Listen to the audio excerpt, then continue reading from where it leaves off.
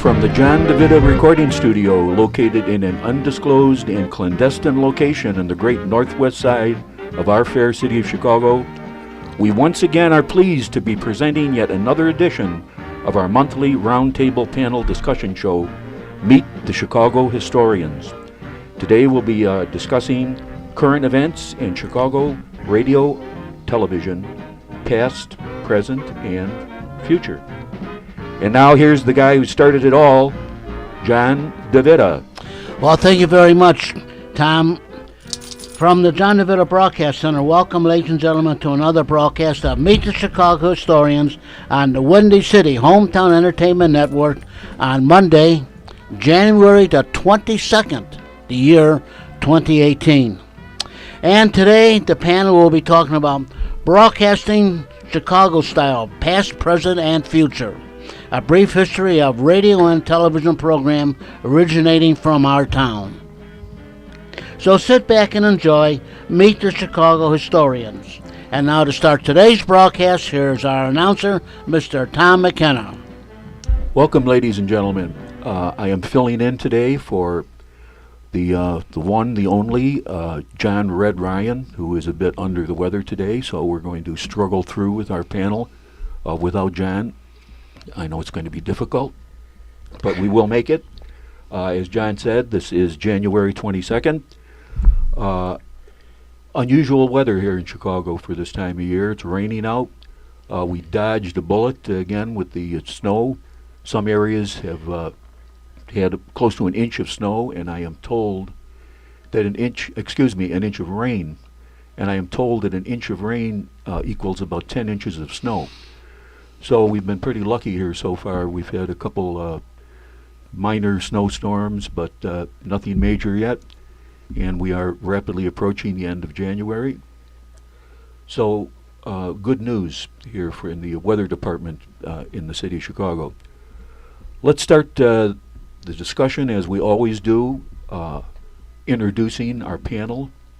We have a very small but proud panel, just like the United States Marine Corps.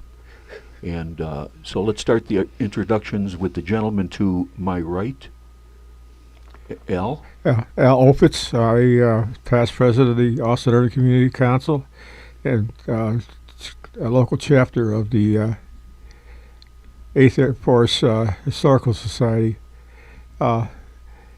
It's one of those days we're going to have to go and wing our way through this stuff. So without ado, next. The gentleman to my left. And that guy is Bill Kugelman.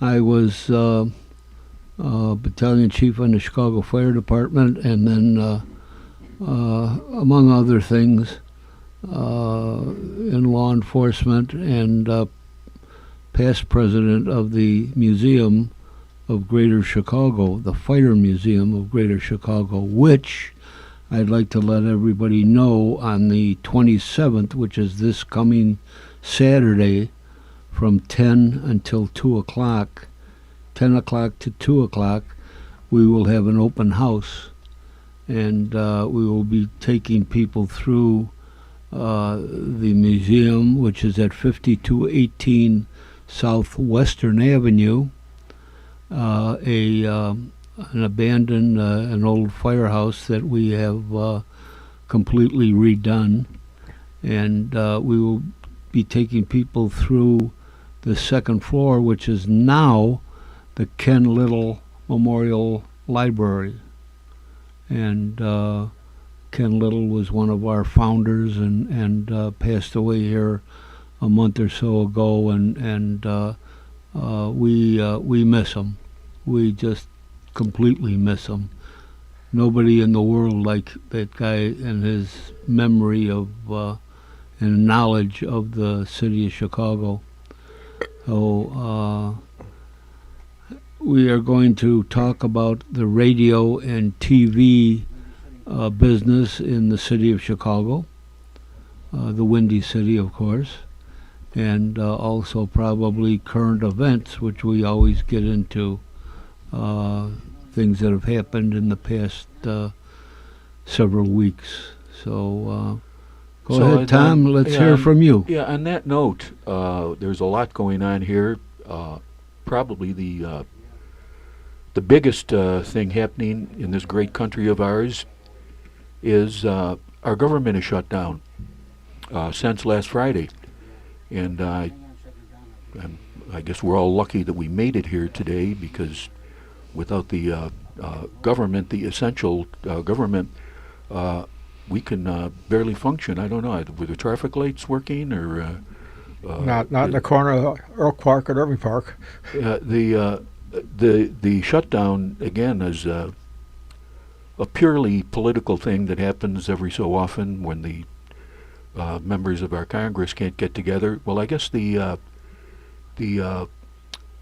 House voted to keep it open, but the Senate couldn't come to an agreement, so the government is shut down. And of course, it's all Trump's fault. Yeah. Got to blame somebody. My waitress's granddaughter is in the National Guard in Wisconsin, and she was supposed to go to some type of a meet or whatever it was, and she was notified at the last minute that that's all canceled. Gentlemen, we have a phone call on waiting here with us. This is a gentleman that I have known the first day I started with WJJG, and that would be in March the 1st of the year 2002. And his name is Mr. Don Figuarelli. Hi, Don. Hey, hi, Hey, Johnny. yeah, hi Don. This Hi, is Tom. hi, This is Tom. Tom How you guys McKenna. doing? Yeah, I'm Yeah. filling in for Red today, so we're going to struggle through without him. But Oh, I'm here. yeah. Well, hopefully you'll get through it okay. Well, you're right. It'll be tough, but I know we can make it. Yeah, he's We're a great- we're here with Al and Bill. Yeah, he's a great moderator, I know.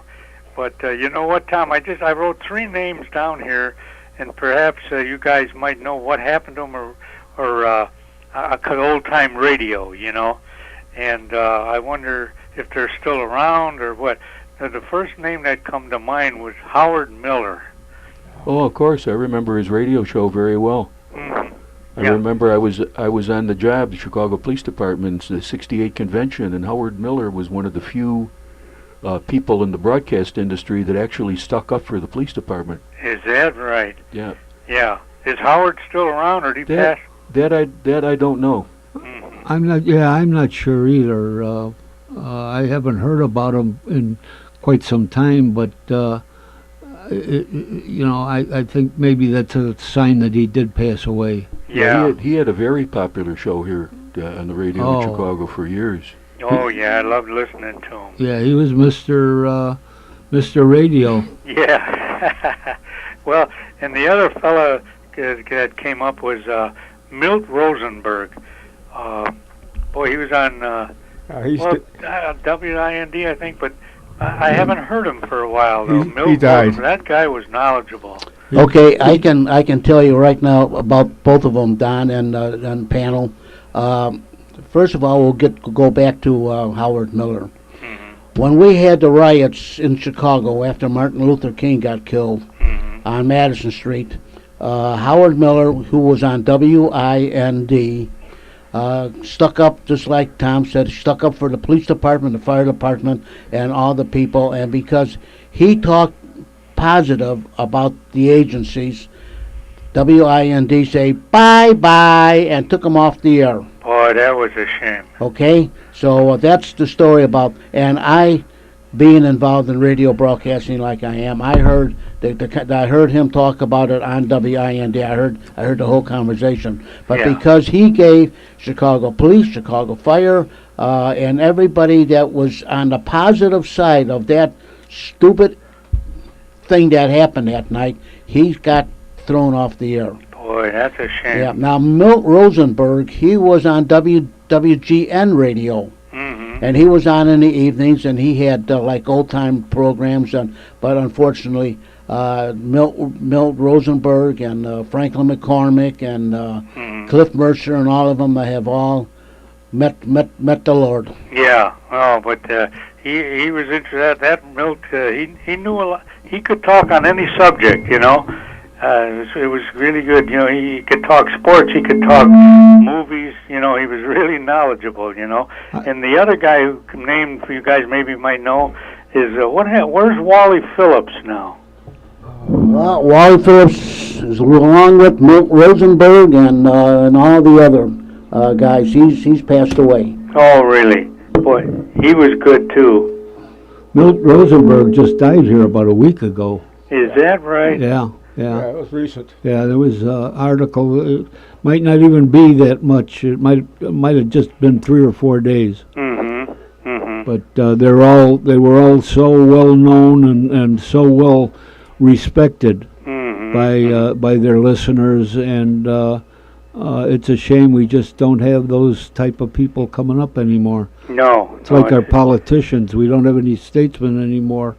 Right. They're just plain old pals. Yeah. I'll tell you, gentlemen, a little story about Wally Phillips.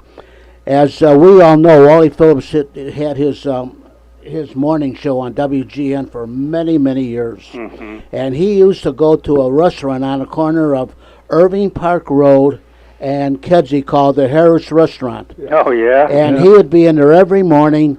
He would sit way in the back of the restaurant because he didn't want anybody bothering him. And he would read the paper and catch up on all kinds of stuff.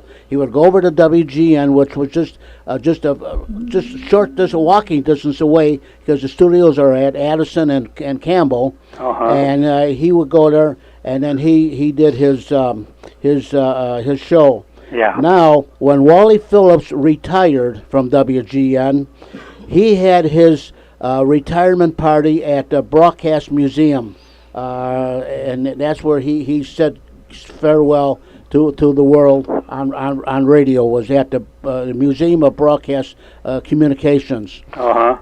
Every time Wally Phillips would have a fundraiser for his needy kids and all that, and he always would raffle a car off for his for the raffle. Mm-hmm. Joe Gentile, as everybody here knows, donated the car to be raffled off, and then the money that was raised went to Wally Phillips' needy kids or whatever raffle he was doing. Is that right? And sitting right here in the control room, Don. And when you come here next week, I'll show it to you. Yeah. I have a picture of Joe Gentile and Wally Phillips standing together. How do you like Yes. that? Now, after Wally Phillips retired from WGN, it wasn't a short time after that, Jim Hooker bought the call letter rights and opened up a radio station in Crystal Lake, and was it WAIT, who years ago was AM 820, and they had the elevator music, the old time music, and they were broadcasting out of the London Guarantee House downtown. Oh. But then ABC Radios decided that they wanted to sell, and Jim Hooker bought the rights to WAIT and moved it out to Crystal Lake. Oh. And I and my J&R Communications Company, when they built the studios out there, I did all the wiring from A to Z. I did all the broadcasts. The only wiring we didn't do was electric wire, but all the communications wires, Really? we did that, yes. And I have pictures of that also, of us working. So that studio, which is right behind the college out in DuPage, that's where the studios are, and I did all the wiring in there. Wow. Yeah. Wow. After a fashion, and we moved WAIT from the basement of an apartment building out to the new studios. Jim Hooker decided that he wanted to get another gentleman that you people will all remember. That was now I just can't think of it. Clark Weber. Oh, yeah. Clark Weber. Clark Weber was with WJJD. He was with WCFL and WLS. And when Clark retired and went into retirement, he lived in Wilmette. And Clark is still alive yet to this day. Very, very loaded with cancer, stage 4 cancer, but he lived in Wilmette. Now, Jim Hooker wanted Franklin McCormick to be on the radio as a come on because everybody knew Clark Weber, everybody knew Wally Phillips, so Jim Hooker wanted these two guys on his radio station to bring in listeners. Sure. But because Clark Weber lived out in Wilmette and there was no easy way for him to get from Wilmette, and he lived right on the shores of Lake Michigan. There was no easy way for him to get from Wilmette out to Crystal Lake to where the studios are, and that was on Route 14 north of Route 176. Yeah, that's so. What did everybody got their heads together, and what did we do? We put in an ISDN line. It's a special radio broadcast line that went from Clark Weber's home right to the studios. Wow. And I myself and a couple other engineers from WAIT, we went out to his house and we wired up his office, and he was able to broadcast on Fridays from 7 to 9 from his studios. Wow. And he used to say that he's broadcasting from his office in his jammies. He always said he was in his jammies doing the broadcast. But we set up where we could take, in other words, if we were to call in, and we call in the studios in the Crystal Lake, and then we would type on the computer,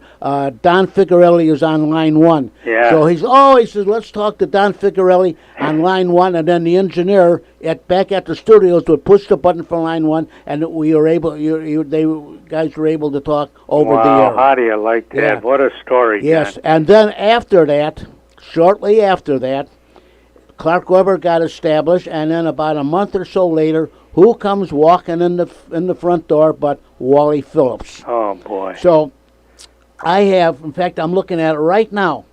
I have pictures of Clark Weber, John DeVita, and Wally Phillips in the studios of WAIT in Crystal Lake, and Wally was on the air every Saturday. He started at 9 until 12 o'clock. Uh-huh. Unfortunately, Wally was starting to lose it. He was starting to get Alzheimer's. He was starting to his mind was starting to go downhill. Yeah, forget things, Yeah. Okay, I set up in Long Grove. There was a restaurant bar called the Four Seasons. Yeah. And we went out there. Wally wanted to do a remote.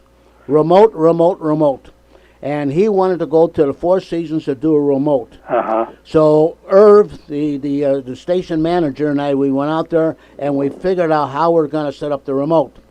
So Saturday morning, I left my house with a truckload of broadcasting equipment. I went out to the this is funny. I went out to the Four Seasons restaurant. I got there at about 3:30, 4 o'clock in the morning to start setting up all the equipment because we were to go on the air at 9 o'clock. Uh-huh. Just as I was starting to carry the equipment out of the truck into the beer garden, it was at a garden in the back of the restaurant, a big beer garden with tables and all that. All of a sudden, I see a light shining in my face, and a guy says, "Stop what you're doing and get your hands up." Oh, no. It was the sheriff, the county sheriff, Lake County Sheriff Police. So I said, "Okay, officer." I says, so he says, "What's going?" So he walked over. He says, "What's going on here?" I says, "Well, we're going to be broadcasting. Wally Phillips is going to be broadcasting from here, and I'm starting to set up the equipment." Yeah. Fortunate as it was, they had enough posters around the outside of the building that the police officers saw the posters that we were going to be broadcasting from there. I don't know what's going on with my board here today, but anyway, he's okay. He says, you look clean. So what do? I go in the truck and I get $5, and I says, "Officer, how would you like to go get us a cup of coffee and a sweet roll?" So he went across the street and got coffee and sweet roll, and he came back and we had coffee, and I asked him to help me carry in a piece of equipment because it was bulky and was kind of heavy for me to do. So he helped me carry the stuff in, and I set up the equipment for the remote. When Wally Phillips passed away, I did a special on because Joe Gentile and Wally Phillips were very, very close friends, and I set up a memorial broadcast honoring Wally Phillips, and I have the copy of it here in my control room. And when Wally Phillips passed away, his memorial service was in Lake Geneva, Wisconsin. That's where Wally lived. His home was in Lake Geneva, Wisconsin. And they had a big memorial service for there, and I attended the memorial service. And then after the service started, and then the pastor or the priest or whatever, the pastor, he got up and says, "Well, does anybody here have any words they like to say about Wally Phillips?" And I got up and I said, "What a great guy he was." And sitting right here in my office, in my studios, looking at the clocks and all that, there's a picture of Wally Phillips with a pair of headphones on, and it says WGN Radio on it.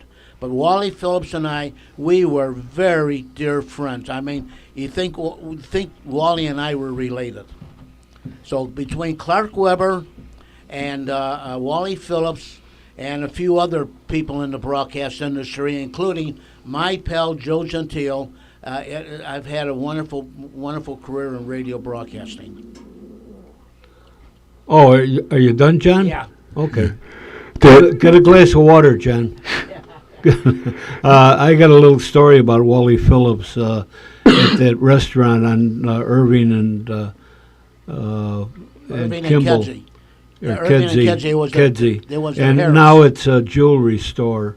But I'd stop in there because my headquarters was right down the street, and I'd be in uniform, and Wally would be in the back, and the every day somebody would be back there and be yelling at him, "Hey, when are you gonna buy for us? When are you gonna buy for us?" And he would, if I was in there, he would say, "Hey, let that chief pay. He's making good money too." Oh, yeah, he was quite a guy. He was in there all the time and very much liked by everybody. Yeah. That's my story. It was short, I know, John, but there it is. Yeah. Well, keep up the good work, fellas, all right? Yeah, thanks for calling in, Don. You're welcome. Yeah, those names brought back some fond memories Yeah. back in the day. I know when I was growing up in my teen years, the big radio personality was Dick Biondi. Oh, yeah, Dick Biondi had a real popular show with the kids, the high Yeah, school you're age right. kids and younger kids. Is Dick still around? Or He is still around, yes. Wow. Good for him. The other guy that I liked a lot was Art Roberts. Okay, to tell you something about Dick Biondi also. Dick Biondi happens to be a patient of Dr. Wayne Chekowitz. Oh, really? Yes, and Dick Biondi lives off of Cumberland Avenue. Behind there's a church, St. Joseph's Ukrainian church, and Dick Biondi lives right behind that church. That's the church on Cumberland Avenue with a great big dome. Oh, yeah, I know what you mean. Yeah, and that's where he lives. And the last time I talked to Dr. Chekowitz was just a couple of weeks ago. Dick's not doing that great either. Oh, So no. you got. Well, Dick Biondi would have to be in his 90s now, wouldn't he? Or I would close to it. I say so. Yeah. Yeah, I would think so. And they had a fundraiser at a church in Wooddale, and Kevin Zeflik, who is the station manager for WRHS, my boss at Ridgewood High School, was invited to go to this fundraiser, and Kevin and his mom and dad, and then they invited me to go with, and I have a picture of Dick Biondi, Kevin, and I at this fundraiser. Wow. You got to show them to me when I come in there, Johnny. Oh, yes. Plan on being here for a while. When you come here next Monday. All right, fellas. Thanks an awful lot Yeah, for having me. thanks for calling in, Don. You're welcome. Thank you. Thanks, Don. Yeah, back Dick Biondi, I remember he used to sponsor sock hops and dance parties for different high schools, and that was a huge deal if Dick Biondi was coming to your school for a teen dance or sock hop. Yeah. He was, that show was really popular. There's a word from the past too, sock hop. Oh yeah, that's right, the sock hops. A lot of them went over to the Aragon Ballroom, so that was quite a place to go. Yeah, that was the Aragon was kind of a different different group. The Aragon Ballroom was more in the old days, the swing bands, the big dance bands, all Tommy Dorsey and Benny Goodman and but Dick Biondi was strictly like the era of rock and roll. Buddy Haley and the Comets and Buddy Holly and in that era. He did make a little comeback here. Yeah, he did. In the past year or two, and was around, but sorry to hear that he's not doing too well now. Well, talking about radio, since we're on the subject, I remember my first memory of listening to the radio. I had to be about maybe 10 years old. Well, I'm just getting some news that we have another caller. Do we have a call coming in, John? Okay. Longer than that, Tom. Is this a mystery caller, or would you care to identify yourself? John Thomas Ryan. Let me put my headphones on so I can hear. And I'm sorry I'm not there with you guys today for sure. Oh, this is our moderator, John Ryan. In absentia. Yeah. So first of all, how you feeling? Well. That good, huh? Alphabetical order or what? Yeah. Yeah. Kate says hello to you. you, A little Jack. feedback in there. Tell the technician there. Jack? A little echo. Tell the technician you're getting a little echo. John, yeah, we're getting a little echo. He's new at this. He's only been doing it for about 70 years, so Yeah, I know. he's getting the hang. He's getting the hang of it. I just want to let him know. So, tell. We're talking about your first recollection yeah, of radio. yeah, right. Well, since you're on the phone, what was yours? We're listening to the radio. My sister used to listen to Jack Armstrong, and used to listen to Superman on the radio. And this would be, we still lived down in Shields there. We moved out of there in 1952, and I was not yet 6. So I do remember that. I can't tell you I remember much about the programs, but You moved out of the Irish ghetto? Yeah, well, actually, the German ghetto there. Oh yeah, well that's right. On the German side of the street. You're half German and half Irish. Yeah.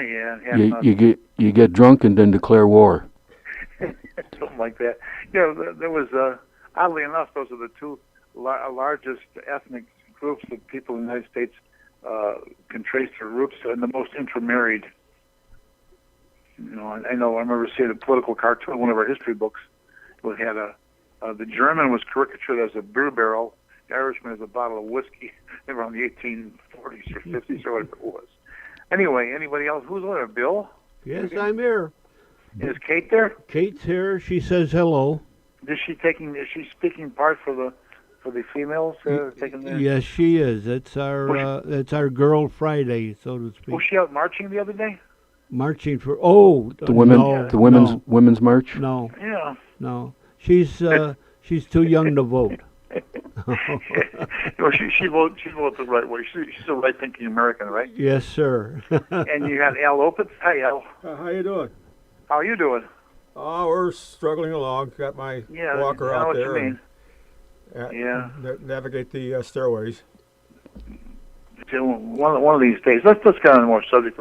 Okay, what was your first recollection, Tom? Well, I remember going upstairs. My grandmother had one of those big standing radios. Yeah, that you could get stations from all over. And I remember we had to sit on the floor and be quiet, but she would let us listen to the Lone Ranger and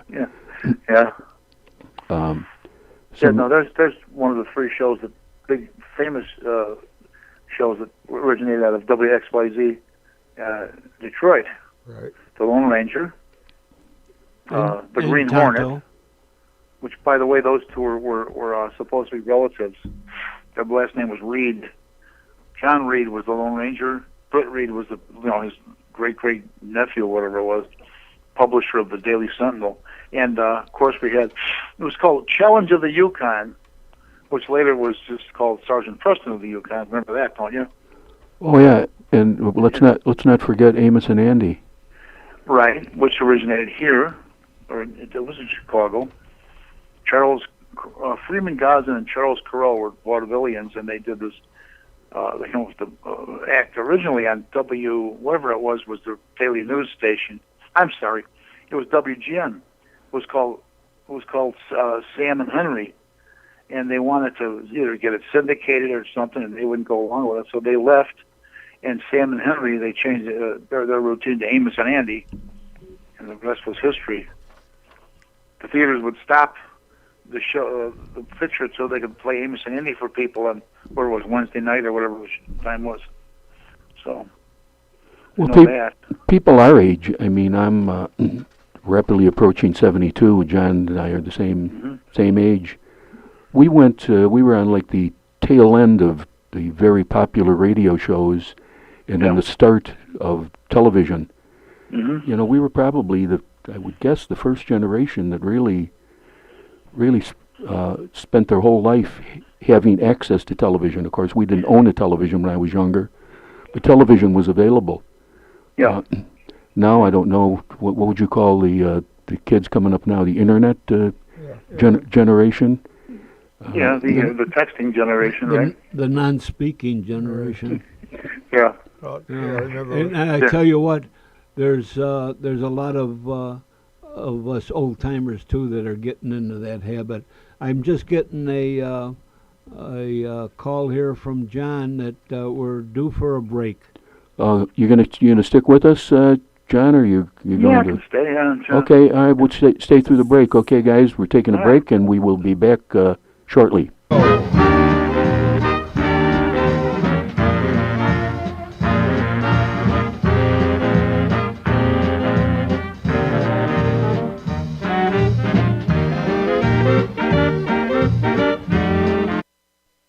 Do you suffer from pain? Do you know someone that has constant pain of their low back, neck, shoulder, knee, or wrist? Have they tried medications, exercise, physical therapy, or chiropractic, and nothing seemed to make it better? Well, I may have your answer. Why not try a napropath? Hi everybody, this is Dr. Wayne Chikowitz, and I've been practicing 30 years treating pain. I'm board certified and hold a diplomate in pain management. For your convenience, we have 2 locations. In Cicero, 3602 South 61st Avenue, 708-656-7000, or in Villa Park at 122 West St. Charles Road, Suite 1A, 630-833-4007. Why not try a napropath and stop the pain today?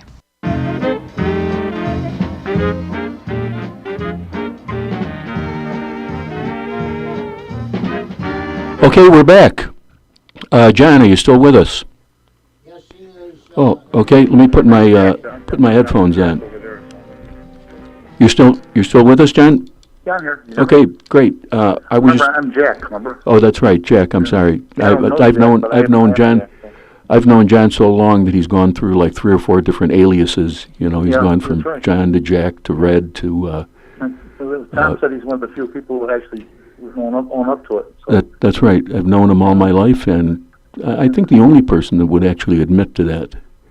But anyway, we were just talking about the first television on our block, 6300 block on Hermitage. An old timer. He was bedridden, and his family scraped up enough money to buy a television set. And I remember when Howdy Doody was on, he would let all the kids, I was probably, I don't know, maybe 8 years old, 9 years old at the time. We didn't have a television. He'd let us come over, and we'd go into his room, and we had to remain completely silent. And again, we could sit on the floor and we could watch Howdy Doody. And then his, I believe it was his daughter, they gave us some candy when we left. I mean, that was really living, brother. That was the day, huh? That was the day.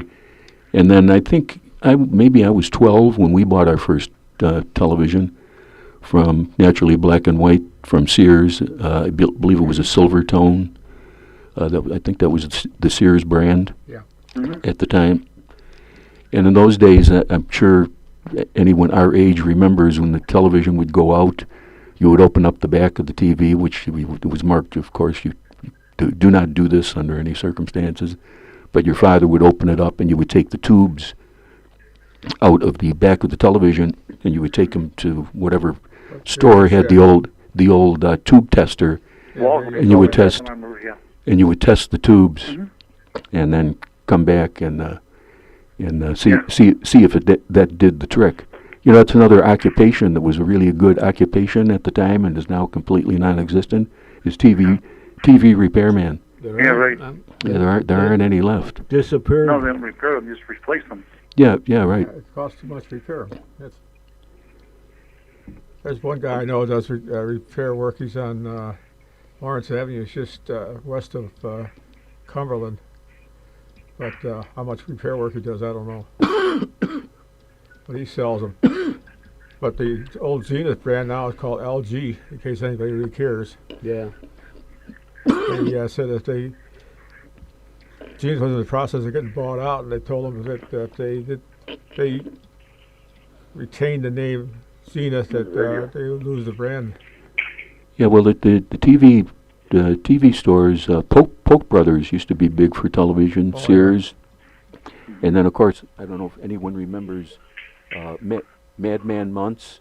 He had his own TV He had his own manufacturing. TV manufacturing show, and then we had then they had the ones, the quarter meter plan, where you put a quarter in the back of the television. Anybody remember those? Yeah. Yeah, those were the days. But you know, that was all we knew. You know, if you had to go back to that now, remember the famous rabbit ear adjustments. I remember on the old Honeymooner show when Norton and Ralph, You still there? they shared. Hello, yeah, you still with us? You still got me? Yeah. You're kind of fading away. Yeah, no, I got you. Does anyone remember this one? Mohawk 44100 CET for television, remember? Oh yeah, that was it. They advertised a lot on that, television, so. I know we got our first set. Gee, Tom, my dad must have been well-to-do working for Central Steel when your dad was at CTA, because we got ours in 1950. It was a Dumont set, and one of my earliest recollections of that, my dad had on Christmas Eve, 1950, the NFL title game was the Cleveland Browns, who had just come into the league from the old All-America Conference, which is now defunct, and they were playing the Rams for the title. Well, it was we used to get these huge Christmas trees when we could, and the one fell on me while the game was on, and nothing hit me because the branches were around me. I do remember the worn bulbs passing me. But my mother, who was my brother Jim, was born on that following January 25th, so she was very much expectant. And she yells to my dad, "Clam!" And I just picked the tree up, and I went and had my dinner. but that football game was on. I do know that. Well, you know, another thing, thinking back about television, you know, up until the late 60s, I think early 70s, television, maybe one station would go all night. But the rest of the stations, what were there, four? We had 4 stations. Test pattern. Yeah, there was a test pattern. Right. They'd have they'd sing or let's see, what came first, the prayer, I can hardly hear you guys right now. or the I'll national, my phone again. or the national anthem. I forget which came first, but The national anthem. yeah, and then it'd go off the air. Yeah, what did we do in the middle of the night when we didn't have television to watch? Called Sleep. Yeah, go to sleep. But yeah, it was for WENR, WGN, WKGB or something like that. Well, when did color TV? When was the first color television? When did that become popular? I know we didn't have one, but What was funny is color TV is older than black and white TV, but it was not manufactured. And but yeah, it came that in had at to about be. the 60s sometime.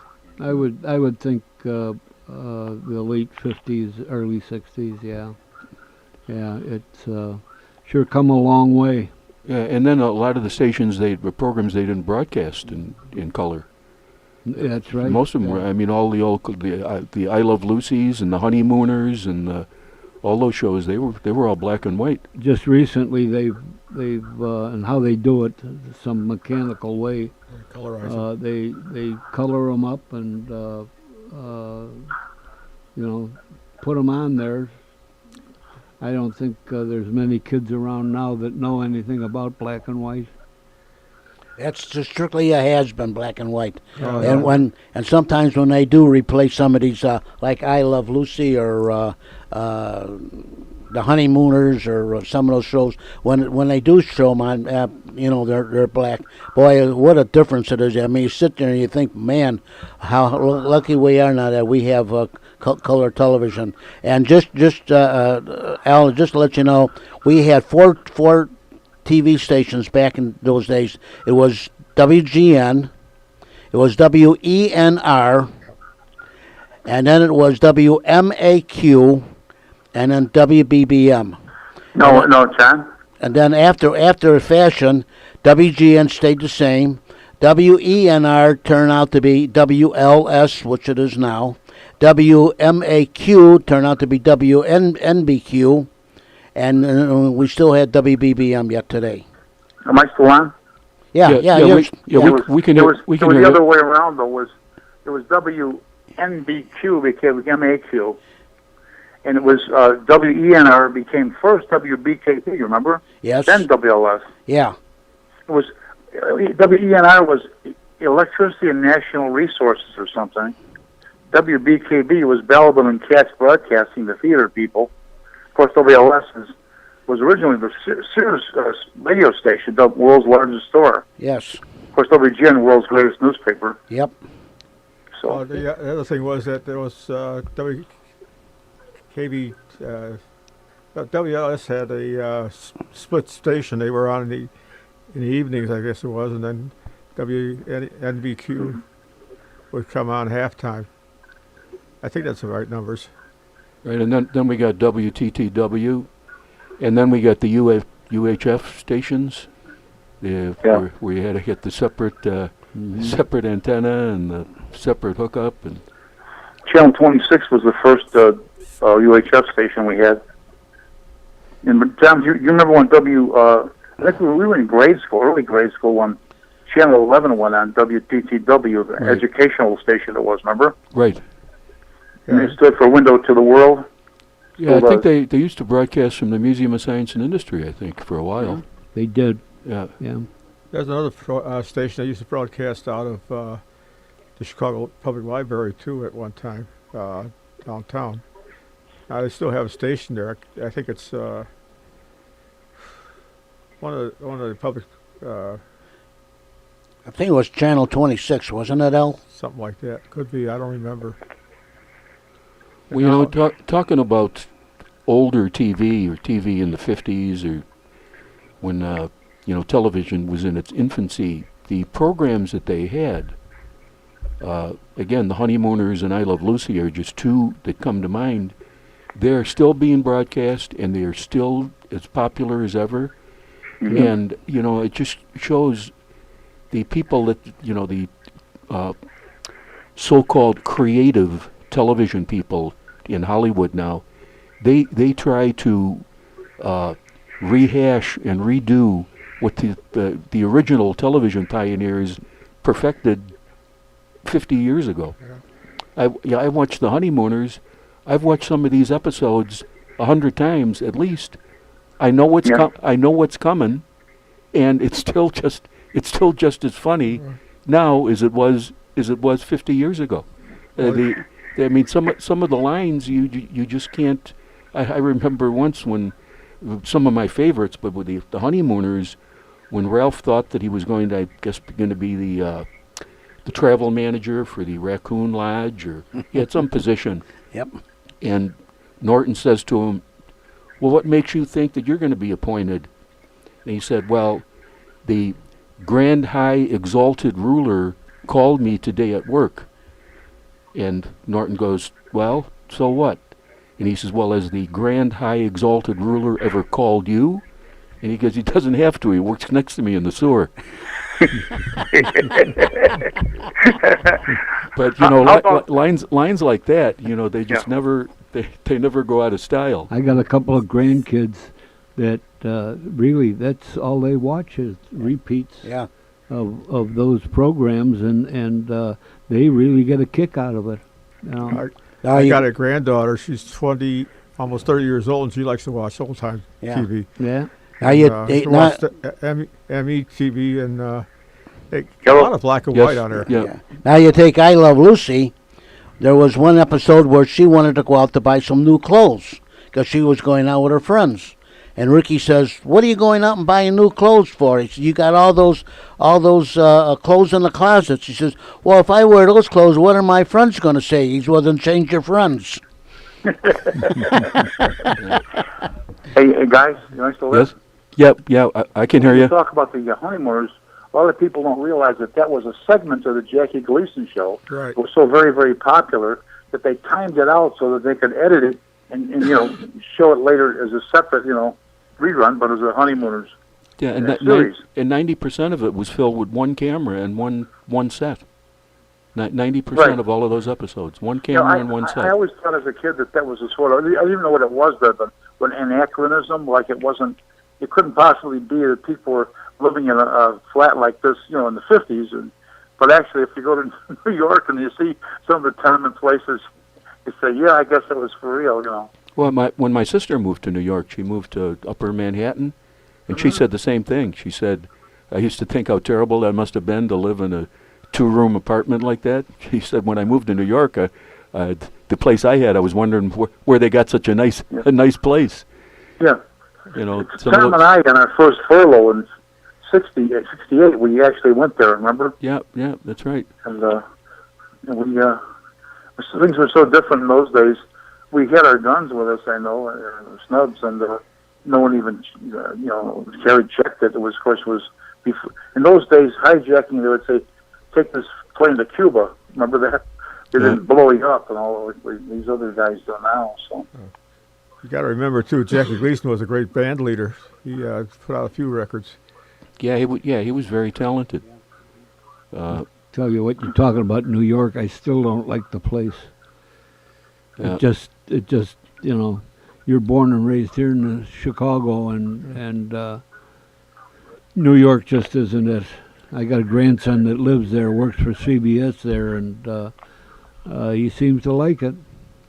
Well, New Yorkers, the people in Manhattan are the ones that really believe they're New Yorkers. If you don't Yeah. live in Manhattan, then you're not a New Yorker. Right. Right. It's kind of like the North Side, South Side in the city Whatever. city of Chicago. Cubs fans, Sox fans.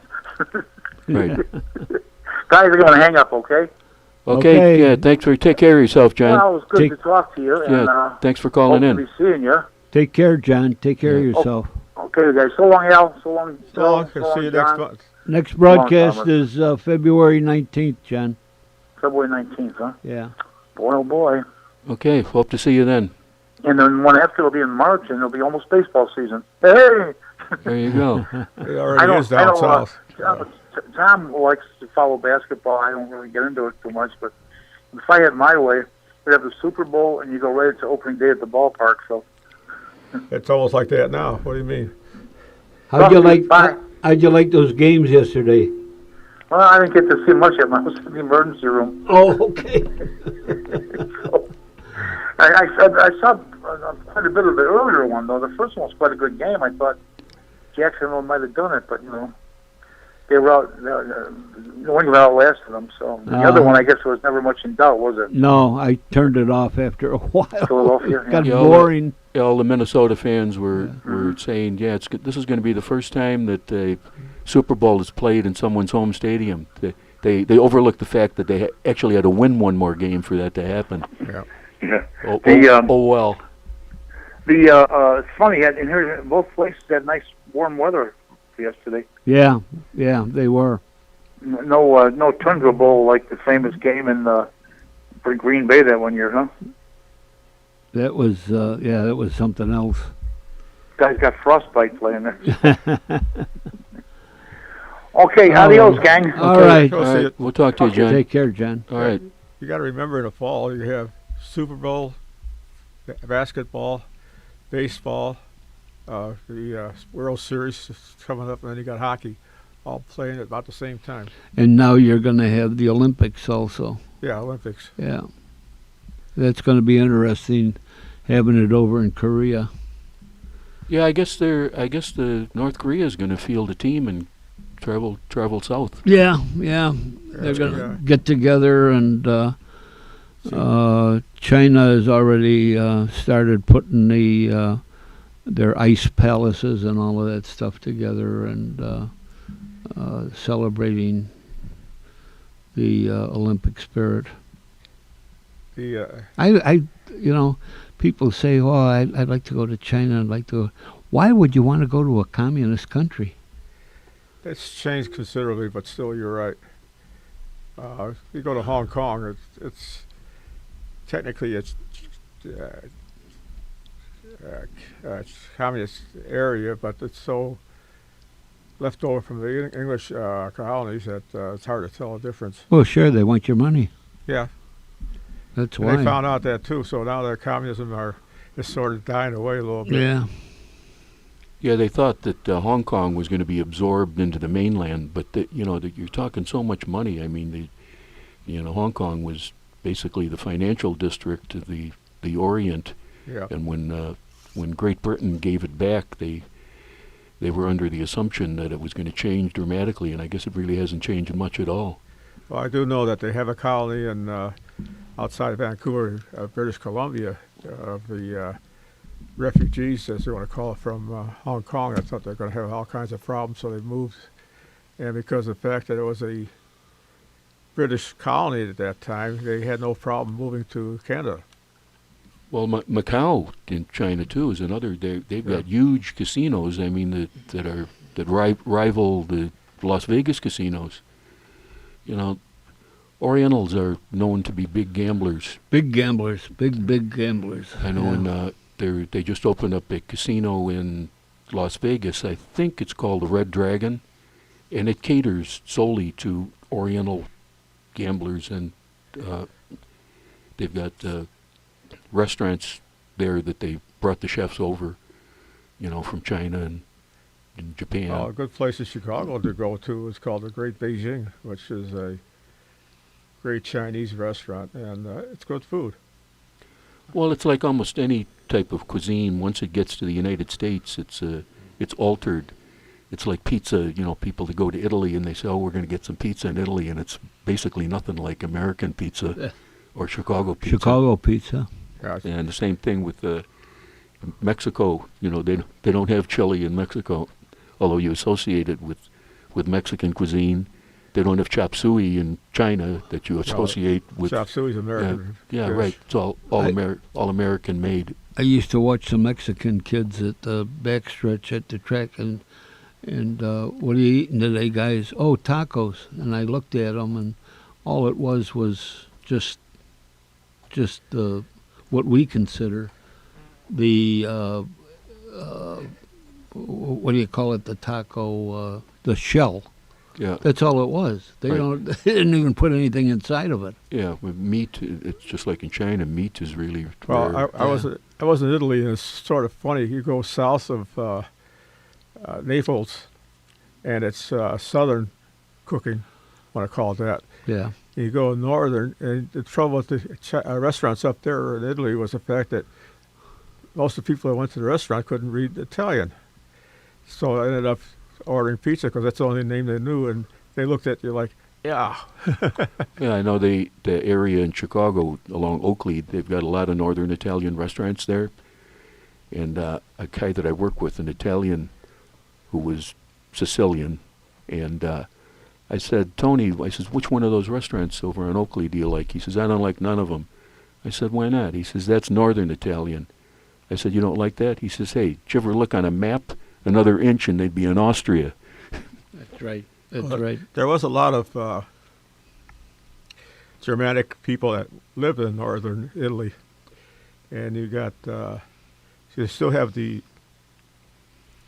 I guess the fair hairs and all this other stuff. Oh, yeah, blonde hair, blue-eyed, yeah. Yeah, Northern Italians. yeah. And you go to Italy, they look at the South like, oh, yeah, They said, they don't care for them. If you talk about Italian friends you have, where do they come from? Oh, they come from the South. Oh. or Sicilians that they claim they're not Italian, they're Sicilian. Right. You know, you work that into the mix. But anyways, Well, local stories. local stories. The big story is this Baca Yeah. and what we're going to do with that. I understand, of course, it's getting afternoon here, and the House and the Senate are still meeting. They're supposed to settle this this shutdown. Yeah, supposedly they were supposed to have a vote, I think, right now. Yeah. But the big thing here in the city is, and I've had some of these people in the 7-Elevens, I don't know what nationality they are, but what do you think? They'd ask me, what do you think of Baca? And, that's tough. Yeah. Tough one to answer, because... Well, some of the kids that it's- came over don't even speak the language of the parents' country. No, this guy that they shipped back, he was, 30 years old or whatever, he had his family, and they shipped him back. Every case is different. Yeah. You can't just paint it with a wide brush. No. You have to look at that, and some of them. Then again, you look at what about this guy that was shipped back to Mexico, and 9 different times. Then he came here and he killed a girl with shot her in the back, and they let him go. It's I'll not justified. I'll tell you a sort of funny story. We were on a trip, and a guy immigrated from Hungary. And we were going to Hungary to a part of our trip. And he had a nasty accent. He went to Hungary, couldn't understand a word of the language. But he still had the accent. He had to go to his brother, and his nephews had to translate. So that's how bad it gets. Well, the thing that's upsetting to me when they try to use the argument that this is a country of immigrants and our parents and grandparents but it's a poor analogy because you're comparing apples and oranges. Yeah. My ancestors came here legally. Well, and they had to come through Ellis Island. Right, and there are thousands of horror stories about families from all kinds of European countries that came here, and they were split up at Ellis Island. They were Right. turned away because of I know the Irish. A lot of them had tuberculosis, Yeah, they different diseases. The other thing was that a lot of people had to have sponsors here in order to come over in the first place. My cousins. Well, that was one of the things that Ellis Island would root out. Now they just come and The thing go is as they please, and you know what? We can't go over to their countries. Well, I have no problem with accepting people that want to come here and assimilate into the American culture. Right. Be proud Americans like my grandparents were. They came here from Ireland. But they didn't want to be Irish. They wanted to be American. Mm-hmm. They didn't fly the flag of Ireland. They flew the American flag. And they were very proud of that. But the Yeah. unfortunate thing is these people are coming. You look at different areas. I know Minneapolis has a huge Islamic population. Detroit area has a huge Islamic population. And they don't want to be part of this country. They want to abide by Islamic Sharia law. They don't want to function under American Right. law. And that's the thing that's upsetting to me, because they want to change. They want to come to the United States, accept all of the benefits of the United States, everything that Americans have done to make this country what it is, and use to their benefit anything that they decide, but not do anything to enhance the United States. They take what they want and do nothing.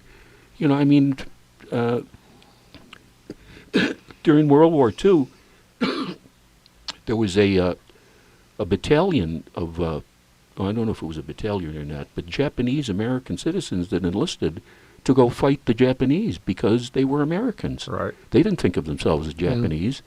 You know, how many Muslims enlist in the United States military to go and fight in the Middle East? I don't know what the number is, but I'm guessing it's very, very small, because they're not going to go fight their own people.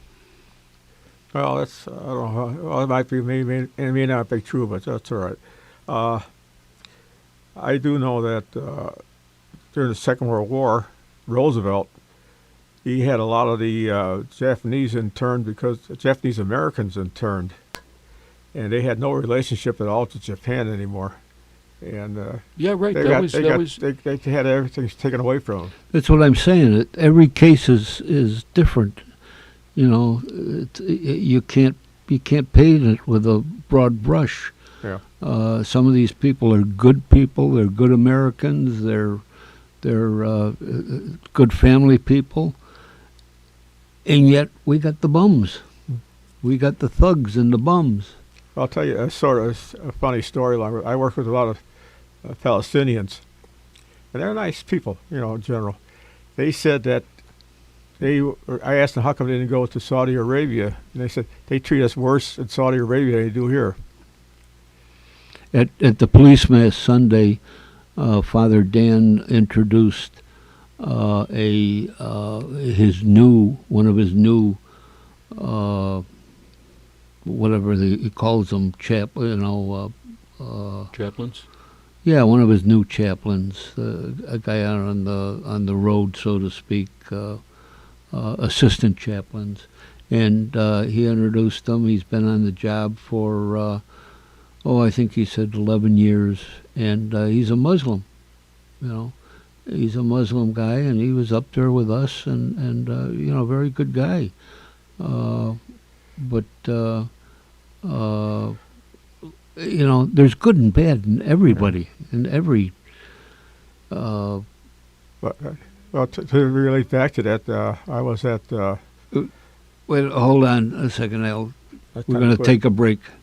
Time for another break, folks. We'll be right back.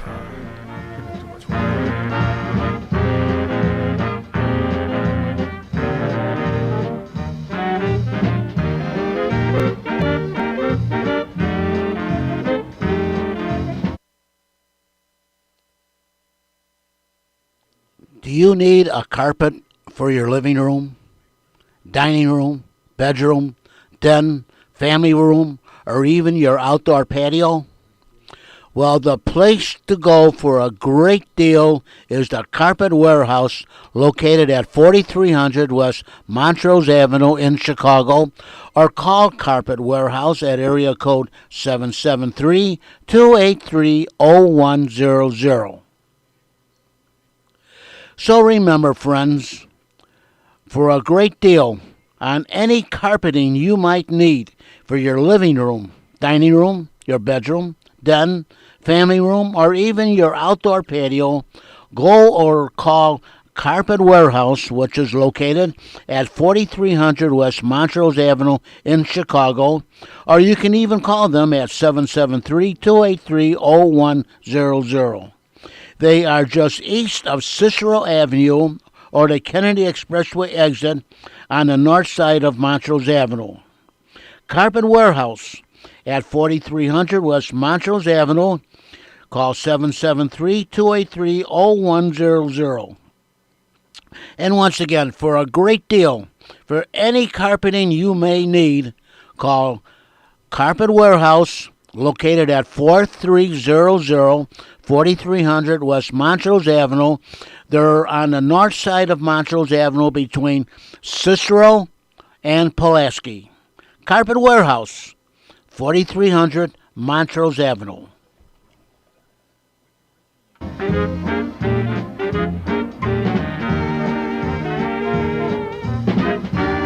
Okay, folks, we are back.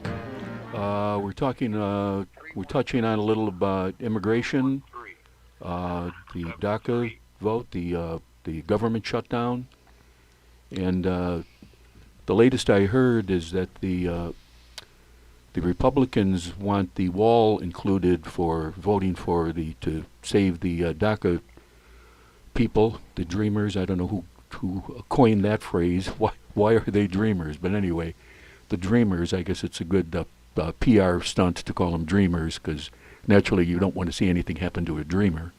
But supposedly they wanted building the wall included in that, and I guess the Democrats are against it because, if I was in a party that every person that crossed the border illegally I knew was going to vote for me, I certainly wouldn't want a wall built. I'd want a bridge and a swinging door and a whatever. I mean, anybody that says that isn't part of the reason why they don't want the wall built is just denying pure fact. Part of the problem that comes in with that is expenses, because in California, the amount of illegitimate children born are from Mexico. Down in Texas, from one of the stories I heard, that they're afraid to leave the house if they're close to the border, because they come home, everything's stripped, so they have to have guards. So there's a lot of call for the fences, want to call it that way, but there's people that want to be protected. Mm-hmm. Well, the anchor babies. I mean, that's something I believe that the president could end that with the stroke of a pen. Supposedly, the reason that even started, if a child is born in the United States as a citizen, is after slavery. To make sure that the children of slaves were American citizens. That's my understanding why that even exists, and it exists to this day. I mean, to have someone cross the border, have a child, and that child automatically be an American citizen. I mean, I don't get it. The parents are here illegally. But the other thing that comes with that, too, is if he's born overseas to American parents, he's automatically a U.S. citizen, which is where Obama came in with the pros and cons. Yeah, well, I mean, I understand that completely. If you're on vacation and you have a child, you shouldn't. You're in France. And I, personally went through that because I was in the armed service, and in France was my headquarters, and my son was born over there in an American hospital, of course, an Army hospital. Yeah, there you go. But he was automatically, like you say, an American citizen, but he was also automatically a French citizen. Dual citizenship. So he would have to, when he went on the state police, he had to drop the French citizenship. He was afraid that there'd be, something said or something in the small print that he couldn't take the job. But he went down and he pulled his citizenship from France, knowing, and I was told this a long time ago, of course, that if he happened to be over in France visiting or whatever, and they had a draft, that they could draft him automatically and put him in the service. Supposedly in World War II, a lot of people ran into that problem. Yeah. United States, yeah. Well, on a local note, is the Veterans Home is starting to get built on. They had several articles about the home not meeting earthquake requirements. Yeah, there's one over here in Dunning. Yeah. And they got sheet piling there, so now apparently they're going to start working. They jacked up the price another $4 million to account for it. I'd like to find out who the construction company was owned by. And was it a construction company that was a favor? Was a minority group that just got it because of that, and you hear more and more, and I know it's true. You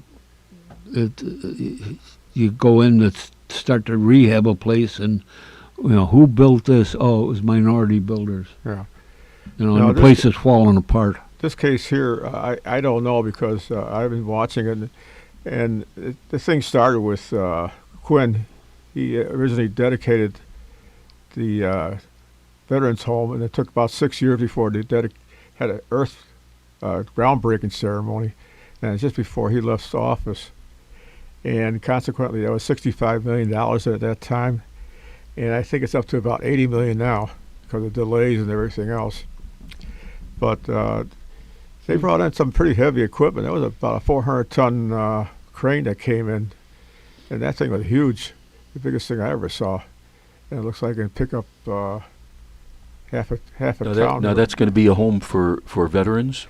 It's a veterans home. It's I guess basically it's I hate to use the word warehousing, but it's basically veterans that are retired, and they have. It's a 200-bed facility with 50 beds for dementia cases. Oh, okay. So it's not really a hospital because of the fact they're not going to have any medical facilities at it. But you have Resurrection Hospital not too far away, Lutheran General. You have now it's called Community First. They're all within range, and then you have the schools that want to teach geriatric nursing and stuff like that. Are all for it, So it's a great Well, thing. Talking about veterans and veterans' rights, and this ties in with what we were just talking about with DACA. It's a pretty sad state of affairs when our United States Congress can't agree on a deal where members of the United States military are not getting paid over protecting illegal aliens. I mean, that to me is really sad. I mean, is politics gotten that bad Yep. that you would deny pay to a member of the military because you don't want to lose all these? And again, no one even knows how many there are. I hear anywhere from 800,000 to 1 million to whatever the numbers are. But the bottom line is they know that they've got them locked up as Democratic voters. Yep. That's what it all boils down to. It's and they make no bones about it. Why they're doing it, it's out in the open. Well, the funny story about it, though, is they do have a lot of these illegals that come in and they vote as they're registered as Democrats, but they don't vote. So it's sort of catch-22. Well, they get them out. The Democrats, I know in Las Vegas, what's his name, the senator from Nevada, I'll think of it. Yeah, But anyway, he made sure that they got out to vote. They had parties for him where they served him food and beer, and then bust him to the polls. Sound like the old Capone. Reid, wasn't it? Isn't that his name? Harry Reid? Yes. Yeah. Harry Reid. He's another example of entering politics poor and leaving extremely wealthy. Yeah. How does that happen? He said he had some land deals in Nevada that, I mean, Ray Charles could see through what was going on. All that party stuff started with Al Capone. He used to be a truck there, and they get people out to vote, and they give them a ham or whatever it was. Pint of wine. I don't know. West Madison. All the precinct captains got all of the winos out of the tenements vote, and then you got a pint of wine. So that was the gangsters started out, but now the politicians. Well, there's not much difference, but they use the same technique, Yeah,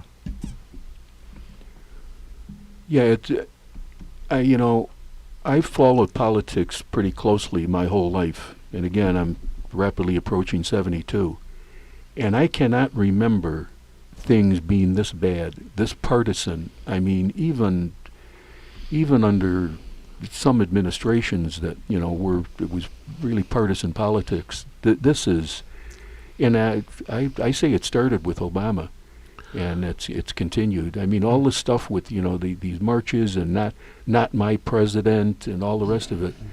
I certainly wasn't pleased with Barack Obama, but I respected him as he was president of the United States, duly elected. So so there you go. And I agree with you, Tom. I'm 10 years older than you, and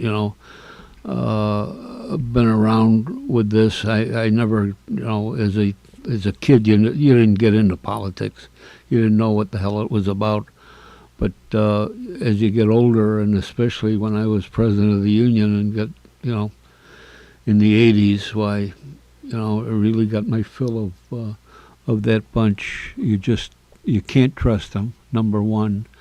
There are a few that they know you, so that they trust you and you trust them. I'm not going to name the guy, but I have full confidence in him. But I'm doing stuff for him, and he's doing stuff for me too. And that's what politics is. Friendliness. Yeah, it's. But it's turned into a political mafia, if you want to look at it that way. Last good guy on that was Reagan. He used to go out with what's his name? With Tip O'Neill. Tip O'Neill. Right. I said, let's go have a couple beers. And they went out there and they settled the situation, came back, and that was it. Yeah. But now the this is a personality clash between Trump, who's not a politician. That's Right. why he was elected. yeah. And the true politicians who are just stubborn enough that they're going to show him, a thing or two. And the thing is to trying to destroy Trump with personal attacks and attacking his health, and he's unfit mentally. Yeah. And Yeah. I don't know if he coined the term fake news, but all that is fake news. I just saw they showed a picture of Trump on the golf course, and the question is his health because he was overweight. It wasn't Trump. They superimposed Trump's face on that one golfer. Oh, did they? Yeah, they superimposed Trump's face. I mean, are you kidding me? Nah. You're gonna stoop that low. Stooping low is right. This whole Russian thing. That they've been investigating that for a year and a half now, going on 2 years. They've come up with nothing. Well, they have to dig deep. That's all. Well, the other problem that came in as far as Illinois is concerned was again Quinn. At one time, we had each Senate district had 3 representatives, either one of one party and 2 of the other party, and everybody had at least a representative. And he made it to it was only 1 and 1, and it hasn't helped things at all. So I'll go back and blame Quinn for some of the problems we have. The commercials for J.B. Pritzker. Have you seen the one where with his the FBI tape recordings Yeah. of Blagojevich? Why didn't they bring that out under Dan? Well, his wife's. I'll say one thing about his wife's not happy about it. Let's put it that way. And the thing is, here's the 2 front runners are Kennedy and Pritzker, both multimillionaires. Well, Pritzker, I guess, is a billionaire, and they're both running on platforms to raise, not to lower taxes, to raise taxes, but they're going to raise taxes on the wealthy. For the Well, define wealthy. Well, the problem with that, they come up that every 4 years that comes up, and the problem is the state constitution does not allow that type of taxation. They have to be equal across the board, and unless they change the constitution, it's not going to happen. I like that Pritzker commercial with all of the governors of all the states That was banging that was a good again. one. And now one of them has been found out to, what was it? He had a He had a mistress or affair or something. whatever. Yeah. Well, that has nothing to do with the commercial, though. Yeah. No, that was the No, it didn't. But they cut him out. Yeah. Well, this sexism is getting to be, I think, out of hand. I like Trump because he's got a terrific mind for looking up the right kind of girls. He's sure. Well, the thing is about Trump, Donald Trump has been in the public eye, let's just say for the sake of argument, 30 years. Oh, let's just say yeah. 30 years. Prior to him announcing his candidacy for presidency, did you ever hear one story referring to him as a racist? No. None. Zero. No. And not only wasn't he referred to as a racist, it was the direct opposite. He got awards from the NAACP. He got awards from B'nai B'rith. You know, he got all kinds of humanitarian awards. But because, like we were just talking about, partisan politics, now he's the Republican candidate. Now he's a racist, he's a homophobe, he's anti-gay. I mean, really. Yeah. It's our media for you. I remember back in the good old days when Efton was running against Harold Washington. They were buddies. They were friends in the House of Illinois House, and by the time the newspapers got through, they were public enemies. So they hated each other. Well, Bernie Epton, again, it's another prime example. Prior to him becoming the candidate for mayor, he was the liberal Jewish Right. representative from Hyde Park. Right. Yeah. As a matter of fact, we talked about that on the program with John, because I think John served with him in the state legislature. Legislature. And he was known to be a liberal. Then all of a sudden, he's the Republican candidate. Now he's a racist. He's anti-black. He's, I mean, it's amazing how the media can One of these turn days, on you. one of these days they're going to come back and they say that Lincoln was a racist. You know, his platform ended up freeing the slaves. I on purpose now I look for it. There's a program on Tuesday, Channel 11, and I believe it was 8 or 9 o'clock, and it's called. There's a black guy by the name of Hayes that runs it very well, and I'm trying to think of the name of it now. It's where are your roots or something like that. And I tell you what, they go back with these people. They're all entertainers or well-known people, and they go back as far as as far as the time of Christ with some of them. And hook them up with their great grandparents, and some of them, even some blacks, their relations were slave owners, Oh, yeah, and of course. how things have changed. It's an amazing program to go back that far and find out where you really are from. It's The funny one was there's a Mexican star, and she thought she would be lined up with some Mexican, bigwig or something like that. She was more related to Yo-Yo Ma than anybody in Mexico. Oh, have you seen the program? Yeah, it's a great program. Yeah.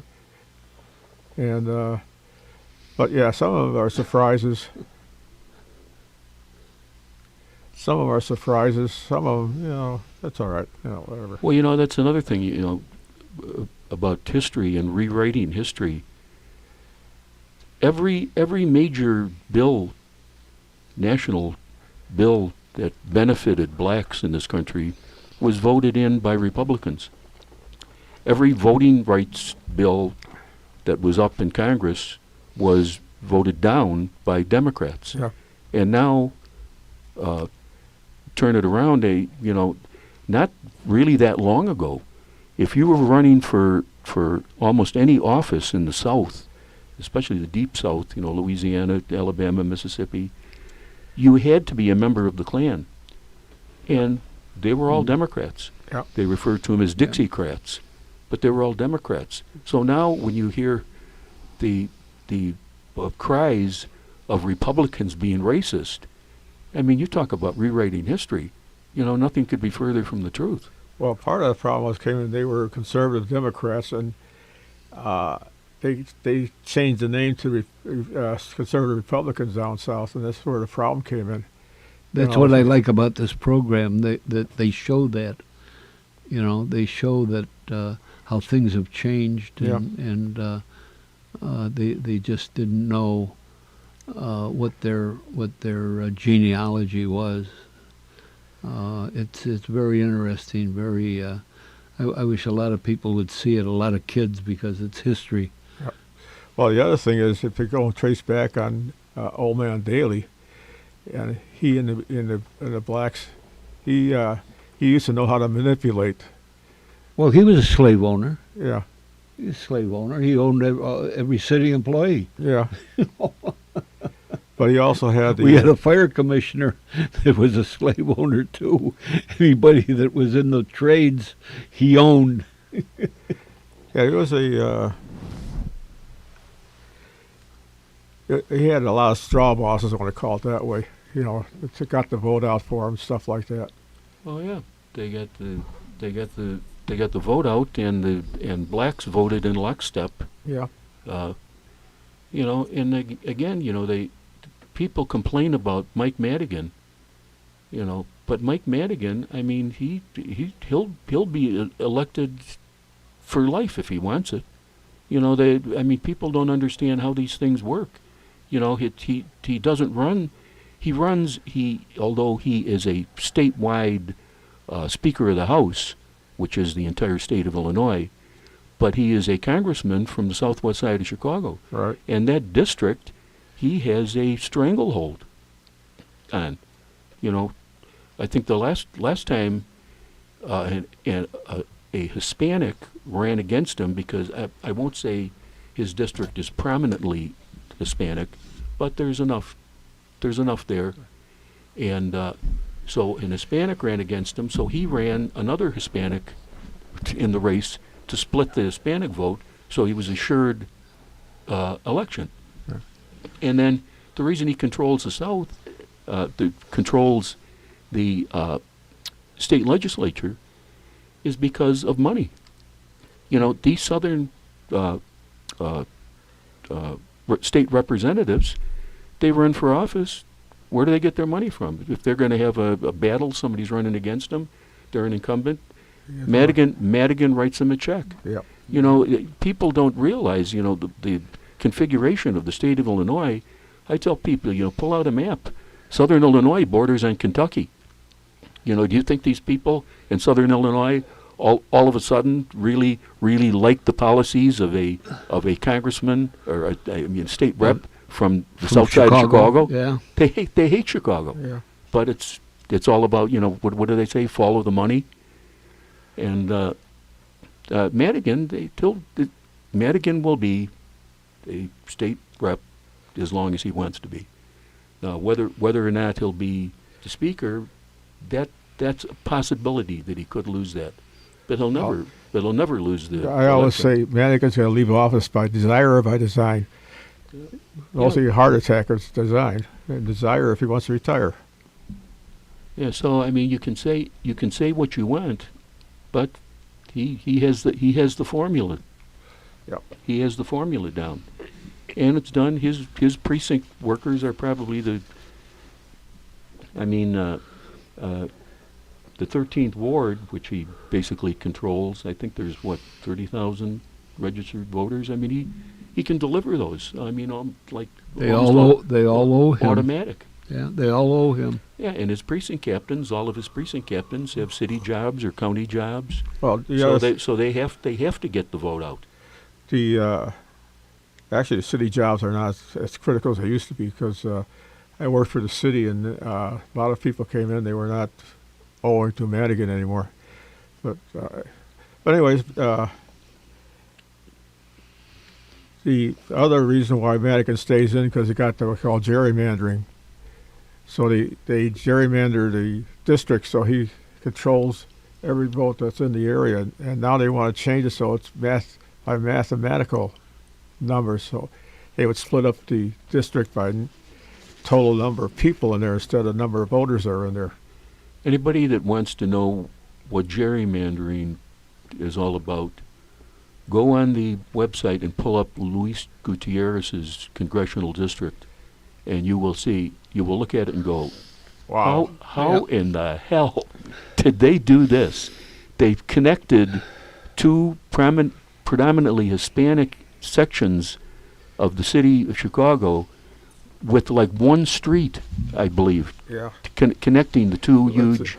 Yeah, I mean it's Looks like a big it's, C. yeah, it's ridiculous. Yeah. It's ridiculous. Well, they've done that all over too. The what is it? The 36th ward and around that way. They fixed that up by gerrymandering it, and you know. I used to be in the 36th ward. Yeah, they made it a Mexican ward, and the blacks were not happy about that whatsoever, and consequently, you know, I don't like to use the word Hispanic because Hispanics come from Spain, not from Mexico. But anyways, They're Latino. yeah, Latinos, and so you know, a lot of people are unhappy, and a lot of Latinos are not happy too because the Puerto Ricans and some of the others don't get along too well. So it's a fight too. Mexicans and Puerto Ricans really are not a love fest. Oh no, they're apples and oranges, you know.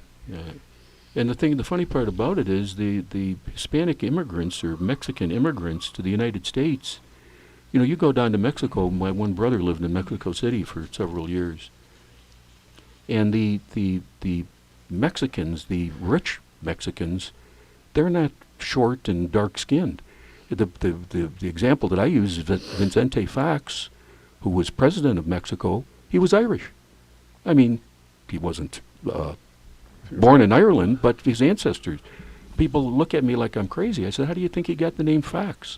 Fox is an Irish name. Yeah. He was an Irish Mexican, but he was tall and light skinned.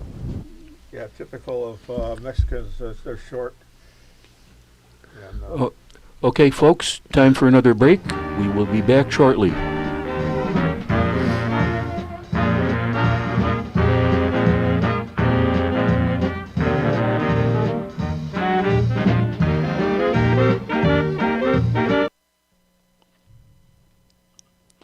Friends, are you looking for a place to have some printing done?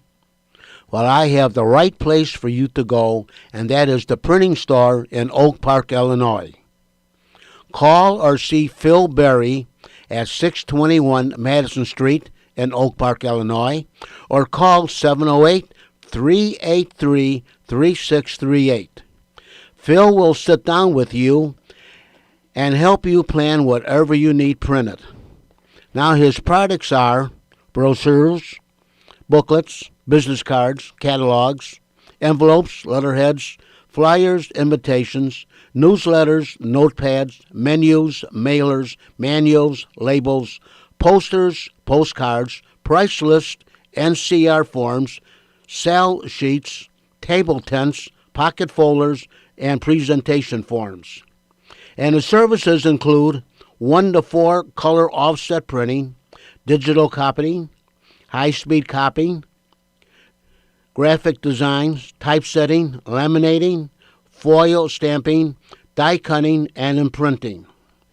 And he also has a complete bindery service, which includes booklets, cutting, scoring, folding, numbering, padding, and drilling. So once again, for all your printing needs, see or call Phil Berry at the Printing Store at 621 Madison Street in Oak Park, Illinois, or call 708-383-3638. And once again, they are located at Madison Street and Clarence Avenue, just east of Oak Park Avenue. And it's at 621 Madison Street in Oak Park, or call 708-383-3638 and ask to speak to.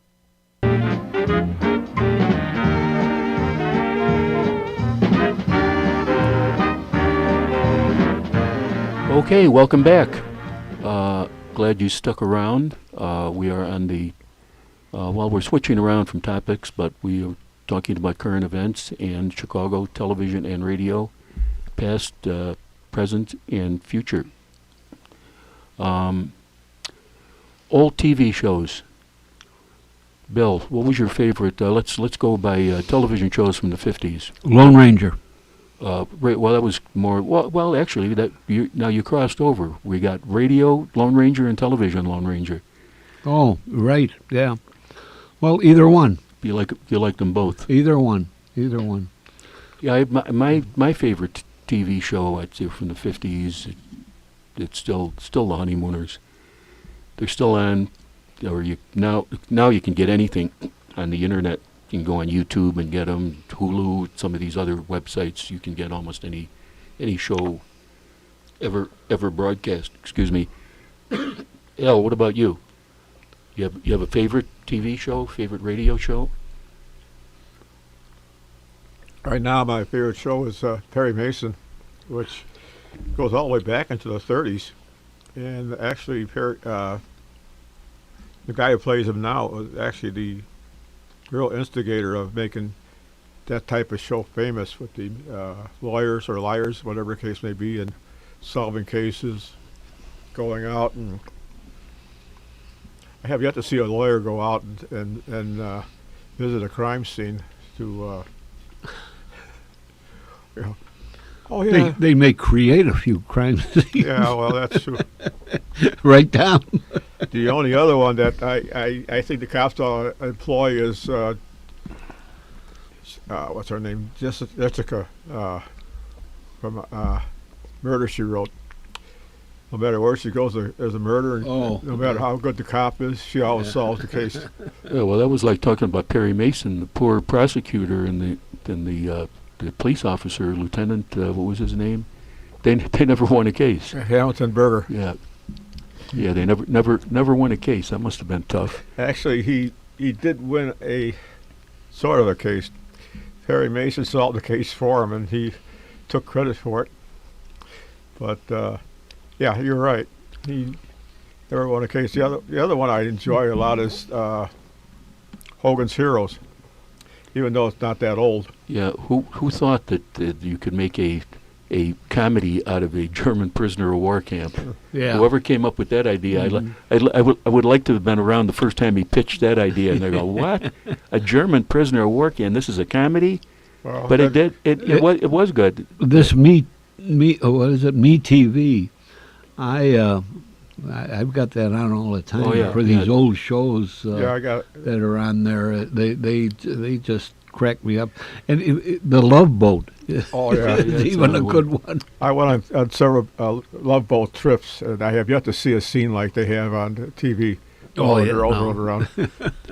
You know, getting back to lawyers, I have many friends that are good friends and also attorneys. So I know probably every attorney joke ever written, but the one that they seem to like, my favorite, is that they are going to replace laboratory rats with attorneys to do experiments, and they're doing it for 3 reasons. One is there are more attorneys than there are laboratory rats. 2, the lab technicians don't get as attached to the attorneys as they do to the rats. And 3, there were just some things that the rats wouldn't do. Yeah, if you know any attorneys, Yeah. tell them that joke. They seem to like that one. Oh yeah, I got a lot of attorneys and worked for them too. And you just have to, just put up with them. That's all. But go back to Jessica Fletcher. Jessica, what's her name? Anyways, she goes on a crime scene. First of all, she's not supposed to be there, and she said, "Oh, there's this there, and all the crime texts and everything else been around the place already." And she spots this one little thing that nobody else can even think about, and that solves the case. Oh, geez, yeah, I wish. Well, being very familiar with courtrooms and having testified hundreds of times and testified as an expert witness, you know basically how things work in court. People that their only experience with courtrooms is watching television get a very distorted view of what actually happens. I know when I was still on the job, people would say to me, "Oh, did you wind up? Did you catch that guy?" When I was in hit and run for a while, and I'd say, "Yeah." I said, "Are you interested in going to court?" And they'd say, "Oh yeah, I want to go to court." And I said, "You've never been in court before, have you? And do you want to know how I know that? Because anyone that's ever been in court never, ever wants to go back. Never. Once you have the courtroom experience, once you have had your case continued 4, 5, 6 times, once, and then when the case is actually heard, These are murder and you cases.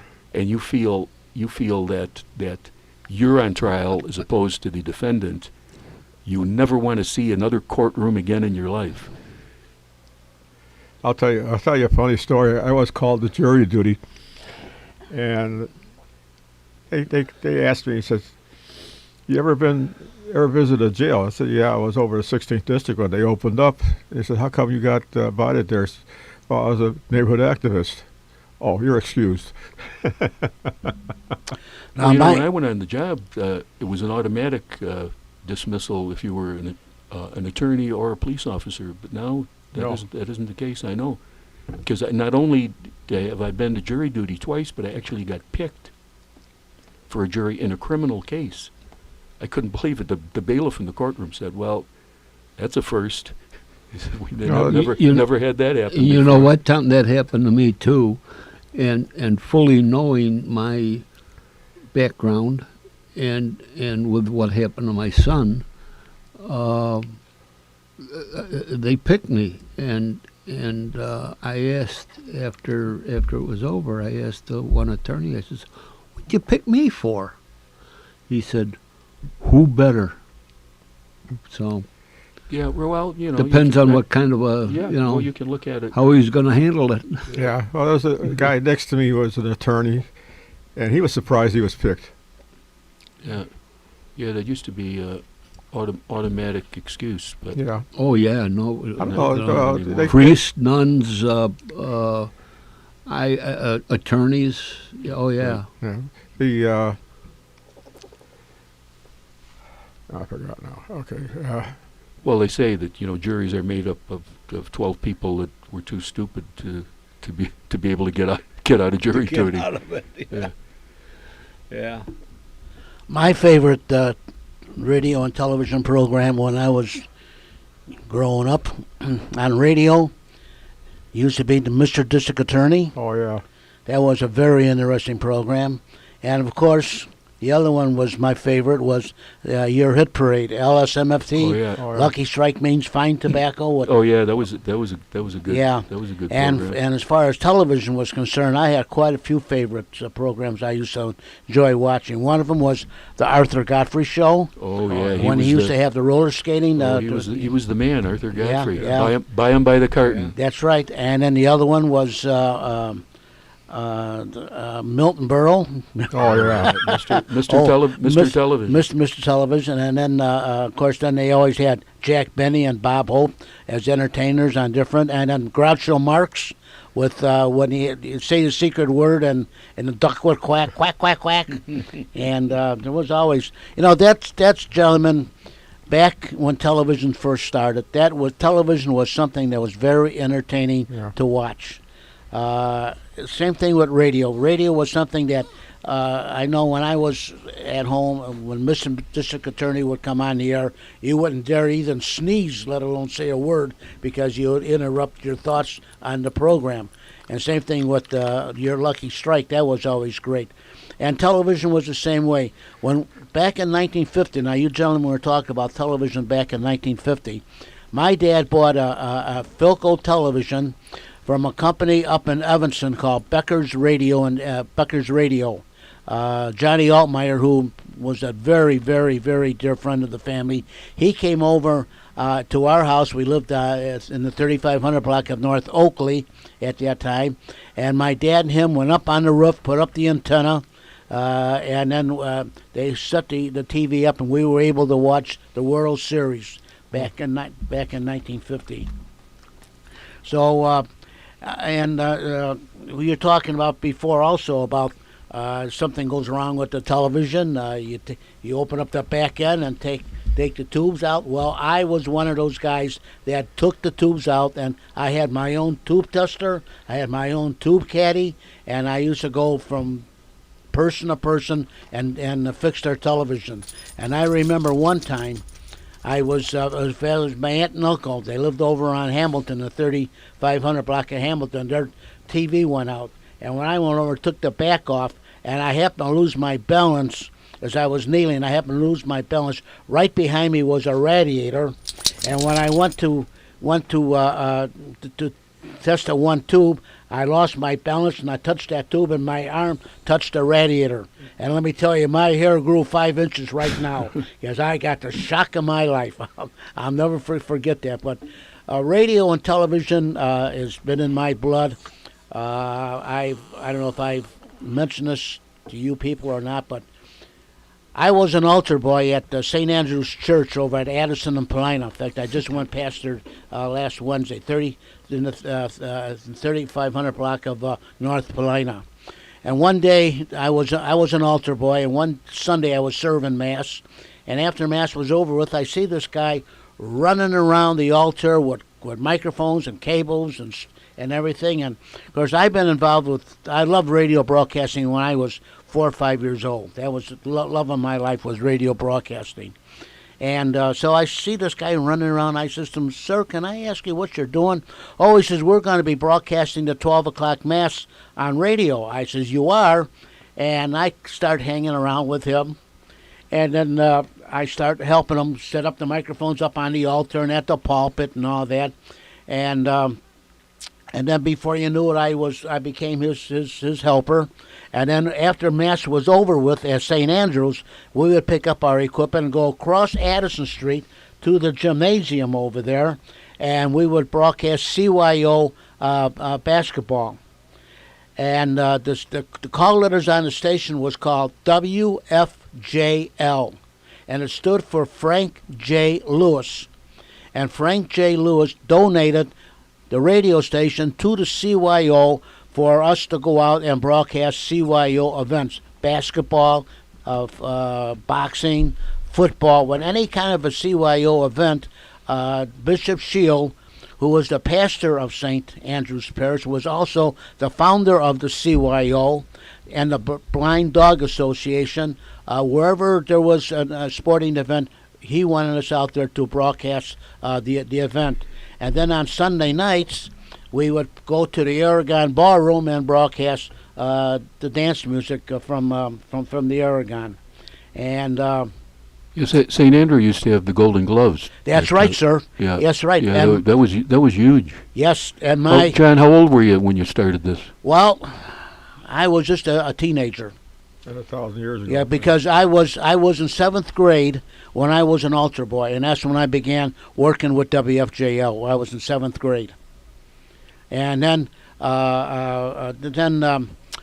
unfortunately, a couple years later, Bishop Shield had made some bad remarks about Senator Joe McCarthy from Wisconsin.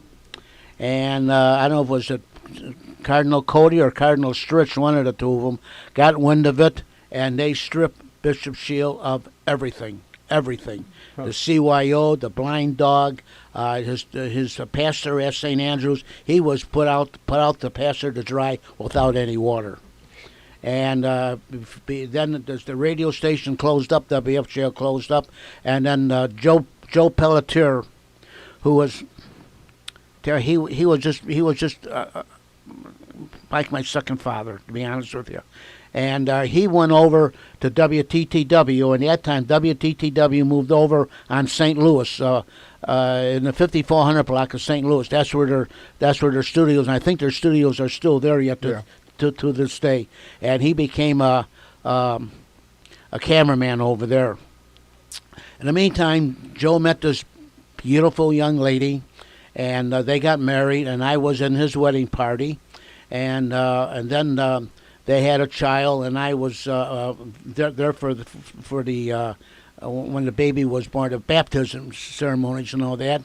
And Joe lived over on Devon Avenue in Edgebrook area, right across the street from Billy Caldwell Golf Course over there. They bought a home and over there. And one day, Joe was getting ready to go to Channel 11, getting ready to go to work, and his wife was standing at the door holding their child. Joe walked down the steps, turned around, waved goodbye, and dropped dead right on the sidewalk. And when we were at the Aragon Ballroom broadcasting, I used to go with them, and I used to set up all the equipment. During break time, I'd get out there and set the mics up around the piano and wherever it had to be, set up all the broadcasting equipment. And this one Sunday night, the studios was calling us on. See, we had two channels. We had a broadcast channel where whatever was ever going to go on the air, that was Channel 1, and Channel 2 is where we could talk between engineer at the studio and engineer on the remote site. So they're calling me, and they're calling, and I says, "Hey, guys, aren't you guys going to make a test?" I said, "Well, I don't know where Joe is." He says, "What do you mean?" And I said, "Well, he's somewhere. I don't know where he went. He must have went to the bar or something." So he says, "Well, Johnny, you know what to do?" I says, "Yeah, I know what to do." So I'm talking, we're testing all the mics and getting everything all set. 9 o'clock comes. This is WFJL. We now leave our studios and take it to the Aragon Ballroom, and I put the program on the air. I worked all the controls and all that. And about a half hour later, Joe comes. He says, "Oh, my God." He says, "I lost track of the time." I says, "Get out of here. Go on back." I says, "I've got everything under control." And that's where my radio broadcast career That started. was good. Hey, John, what bands were playing at the Aragon? At that time, Was that still the big bands? yes, it was. Yes, it was, Tom. The one band that I brings to my mind right now was Chuck Foster. He played there. Steve Anthony played there. Tony Barron played there. And then in 1964, the Aragon Ballroom closed its doors to the big band era. And at that closing that night, that Saturday night, they had Wayne King, the Waltz King, that Wayne came King. there and played. And Joe wanted me to help out with the broadcast, set up all the equipment, carrying all that. And on the stage, I shook hands with Wayne King, the Waltz King, Cliff Mercer, and Franklin McCormick. Well, At that night, it was February. I think it was February the 8th, 1964, is when they closed the doors. Also, continuing on with my radio broadcast career, Franklin McCormick, who did the all-night Meisterbrow showcase in July, he went up to the Wisconsin Dells to Uphoff's restaurant, and he would broadcast there Tuesday, Wednesday, Thursday, Friday, Saturday, Sunday, and Sunday. What I used to do, because I love radio broadcasting so much, my fiance, who then turned out to be my wife, Barbara, we used to leave Elkhorn. We used to leave here, Chicago, drive up to Elkhorn, get something to eat, and get on the expressway, drive up to the Dells, and I would sit in front of Franklin McCormick from the time he went on the air until he went off the air. Friday night, Saturday night, and Sunday night. I would sit there and watch him. In fact, after a while, I got to know the engineer, Marty, very well, and he let me come and sit with him behind by the controls, behind the scenes. And I knew Franklin McCormick just as well as I know you people sitting here. Now, Franklin was after the Dells was over with, he would come back, and he was one evening he was sitting in WGN studio at 2501 Bradley Place, and he was doing the show where he was on the air for some reason. I don't know what was going on, but anyways, with me being involved with the 511 Club with the Chicago Fire Department, my father-in-law was detailed from Engine 56 at 2214 Berry Avenue to Engine Company 78, which is right behind Wrigley Field. And in that firehouse, there is a fire engine, Engine Company 78, and Ambulance 6. And when I went over to Engine 56 to be with the guys, they told me, The lieutenant wants you to go to 78 because he's over there and he wants you to go over there. So I went over to 78, parked my car, and I went inside. My father-in-law, John Santarski was his name. He introduced me to all the firemen. All of a sudden, the speaker cracked open. Hello, Ambulance 6. You have an inhalator. WGN 2501 Bradley Place. So the guy says to me, come on, John, jump in the ambulance, ride with us. So I got in the ambulance. We went down Addison Street, went over to WGN in the parking lot, and Frank Pisani was standing by the door and by the parking lot there, the west door. And he, come on, hurry up. So we grabbed the stretcher, we grabbed the inhalator box, and we walked into the radio booth, the WGN radio booth, and who's laying on the floor? Franklin McCormick. And just the other day, Wednesday, I had to go down in that area, and I rode past WGN. I had Oscar, the young lad that lives with me upstairs. We went past, and I said, you see that door right there, Oscar? As I helped carry Franklin McCormick out on a stretcher. After all the times I met him up at the Dells, at the Aragon, and at different places, I helped carry the man out dead. And to this day, I played the tapes back of the Aragon. The closing of the Aragon is what it is, and there's Franklin talking. And I get choked up and I get tears in my eyes. That was 1964. Yes. Yeah, that's right. That's right around when the musical preference, especially for young people, switched from big band music to rock and roll. Yeah, big time. The 60s, the Beatles and yes. Let's see. I'm just opening up my book now. Yes, Aragon closed 1964. It'll be this coming February time. It'll be 54 years that the Aragon is closed. Yeah, I graduated from St. Rita in '64, and I played in the band, and we had a stage band, or a swing band, as it was known, and we played all the old. All the Glenn Miller, Tommy and Jimmy Dorsey, all the Count Basie, all the Benny Goodman, all the big band music. That's right. And unfortunately, it was right around the time when young kids didn't want to listen to that stuff. That's right. They want the Beatles. They wanted some electric guitars. Yeah. Yes. Mm-hmm. Now, a few years after the Aragon closed, there was a group right around Addison and Narragansett, Addison and Melvina. These were fans who enjoyed organ music. They called them the organ fans or whatever the name was. And I found out about it, and they were having a big fundraiser with big band orchestras at the Aragon. And I got a ticket. I went up there. I sat up in the balcony, and I had my little tape recorder with me, and I recorded Steve Anthony and Tony Barron and the other one that I had mentioned, Chuck Foster, and I recorded all those orchestras sitting up in the balcony with my little tape recorder recording the program. And also a couple years after that, then they started playing at the patio over on Irving Park Road, just west of Austin. And I went there, and Hal Pearl, who was the organist, he and I got to be very good friends also. Of course, I think Hal passed on now, and all the great orchestra leaders that played at the Aragon and all that are all gone. There's only two people that I know that played at the Aragon. One of them is Ron Smolin, and the other one is Steve Cooper. And Steve Cooper was related to Ken Little. If you people knew that or not. Ken had a daughter, and her husband is Steve Cooper. Ann Little is her husband is Steve Cooper. Sounds like we might have a call coming in. Went over to the patio after it was rebuilt, I just want to call it that way, and the old man died, and the kid took over. I went in there and said, "When are you going to have organ music again?" He says, "What's that?"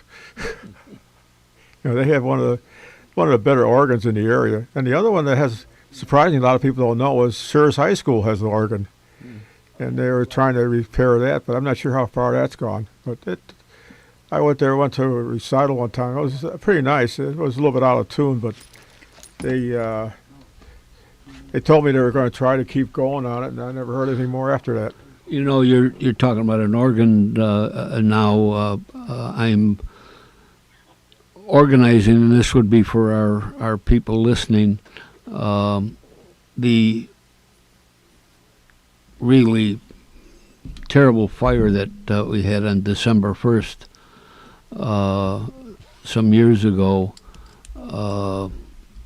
In fact, 60 years ago, at Our Lady of the Angels, we will, and I hate to use that word, celebrate, we will memorialize that 60th anniversary on this December 1st, and it will be at Holy Family Church on Roosevelt and May.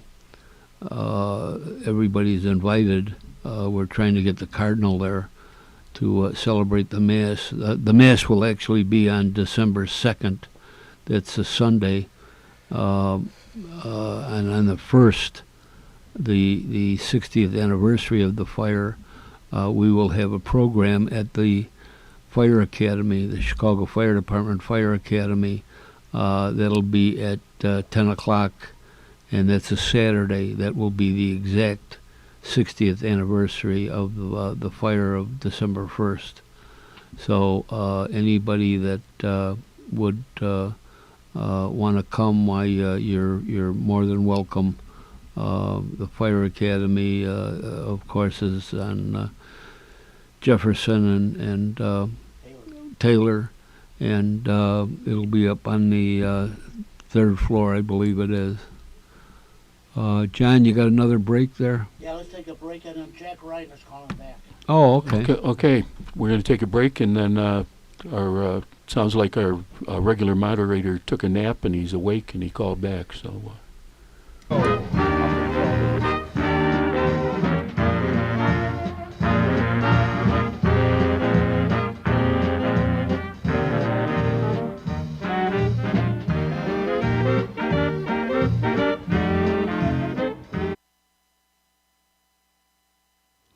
Well, friends, as we well know, winter is here, and we've had our heavy snow, our heavy rain, and the whole 9 yards.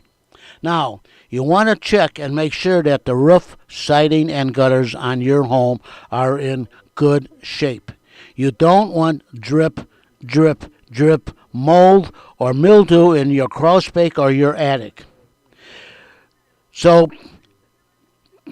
do yourself a favor, check your roof, siding, and gutters, and if you have any leaks or any problems, call Besch Brothers Roofing, Siding, and Gutters.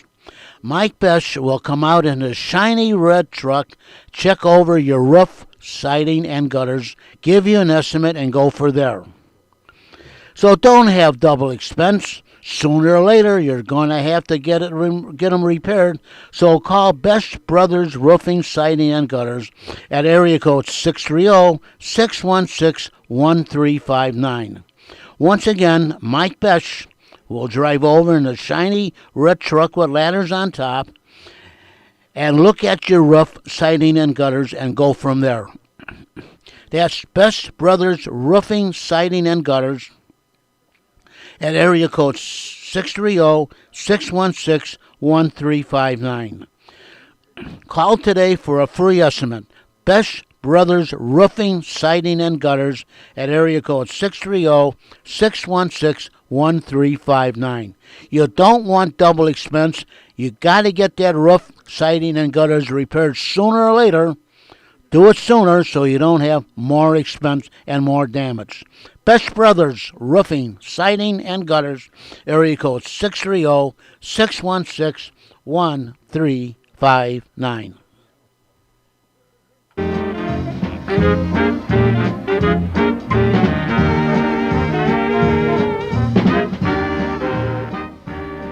Okay, we are back, and do we have someone on the line?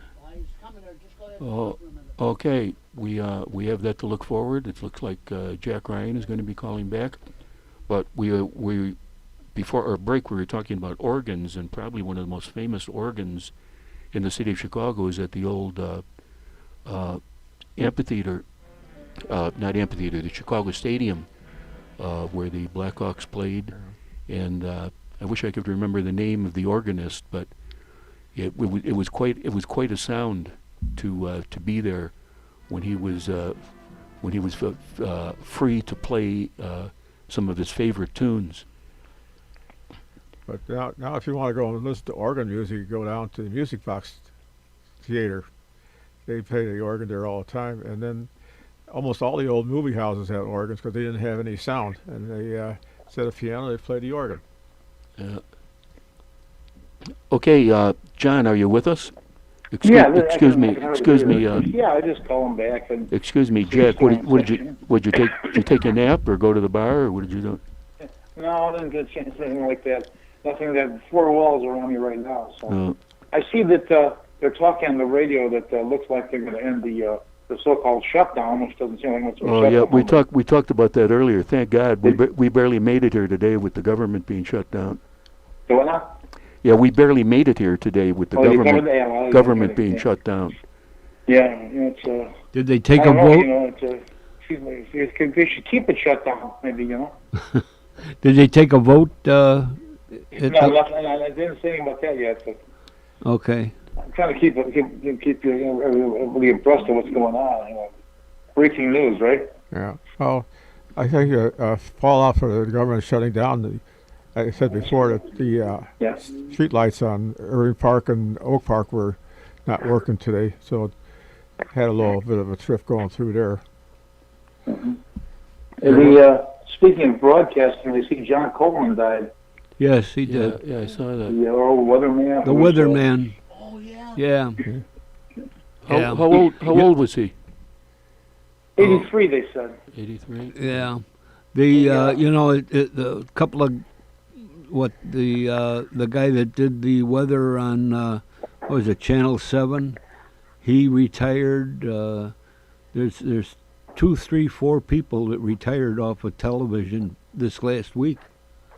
I can't remember some of the names, but I can hardly hear you guys right now. It's fading again.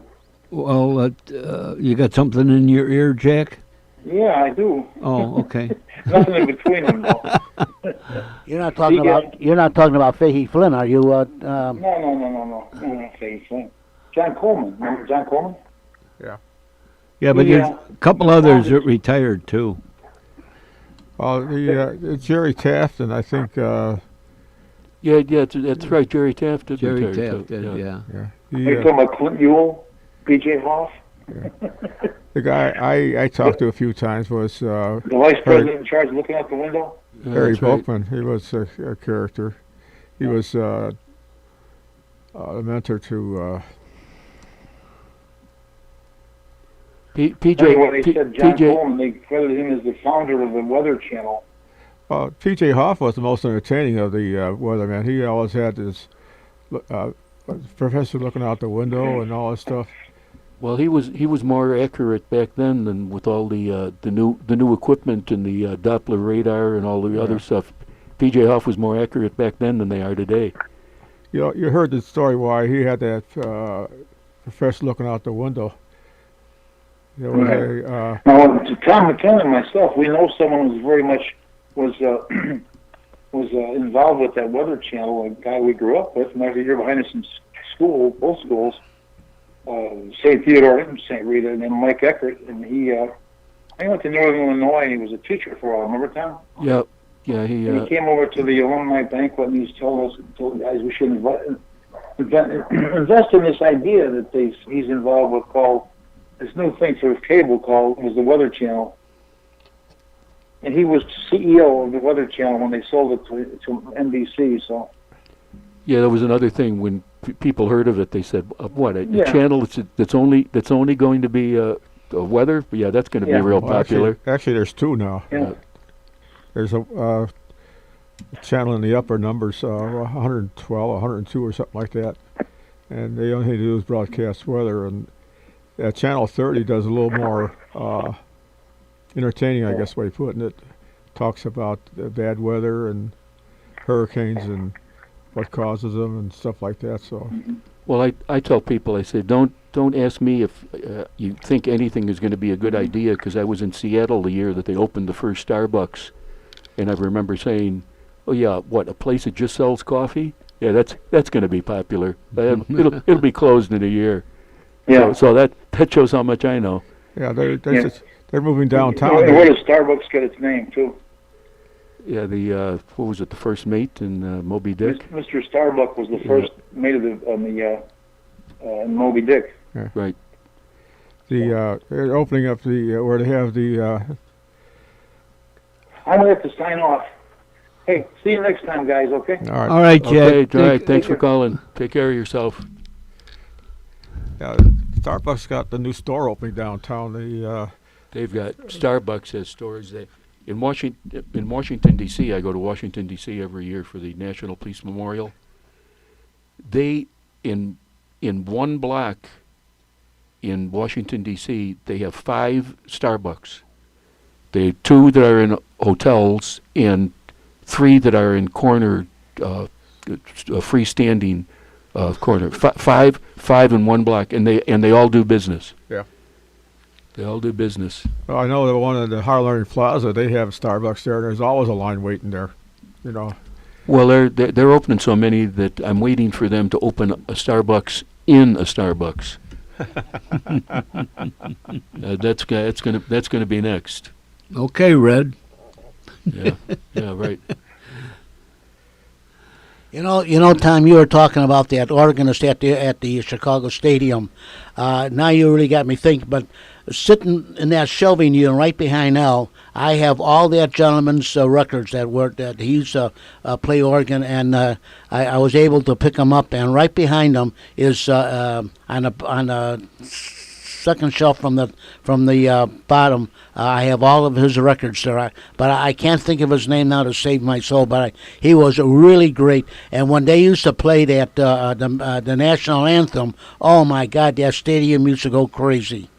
When I was still affiliated with St. Rita High School band, they used to play half times. They used to have college doubleheaders at the stadium, usually Loyola and maybe Illinois, and then some schools that would come in to play them.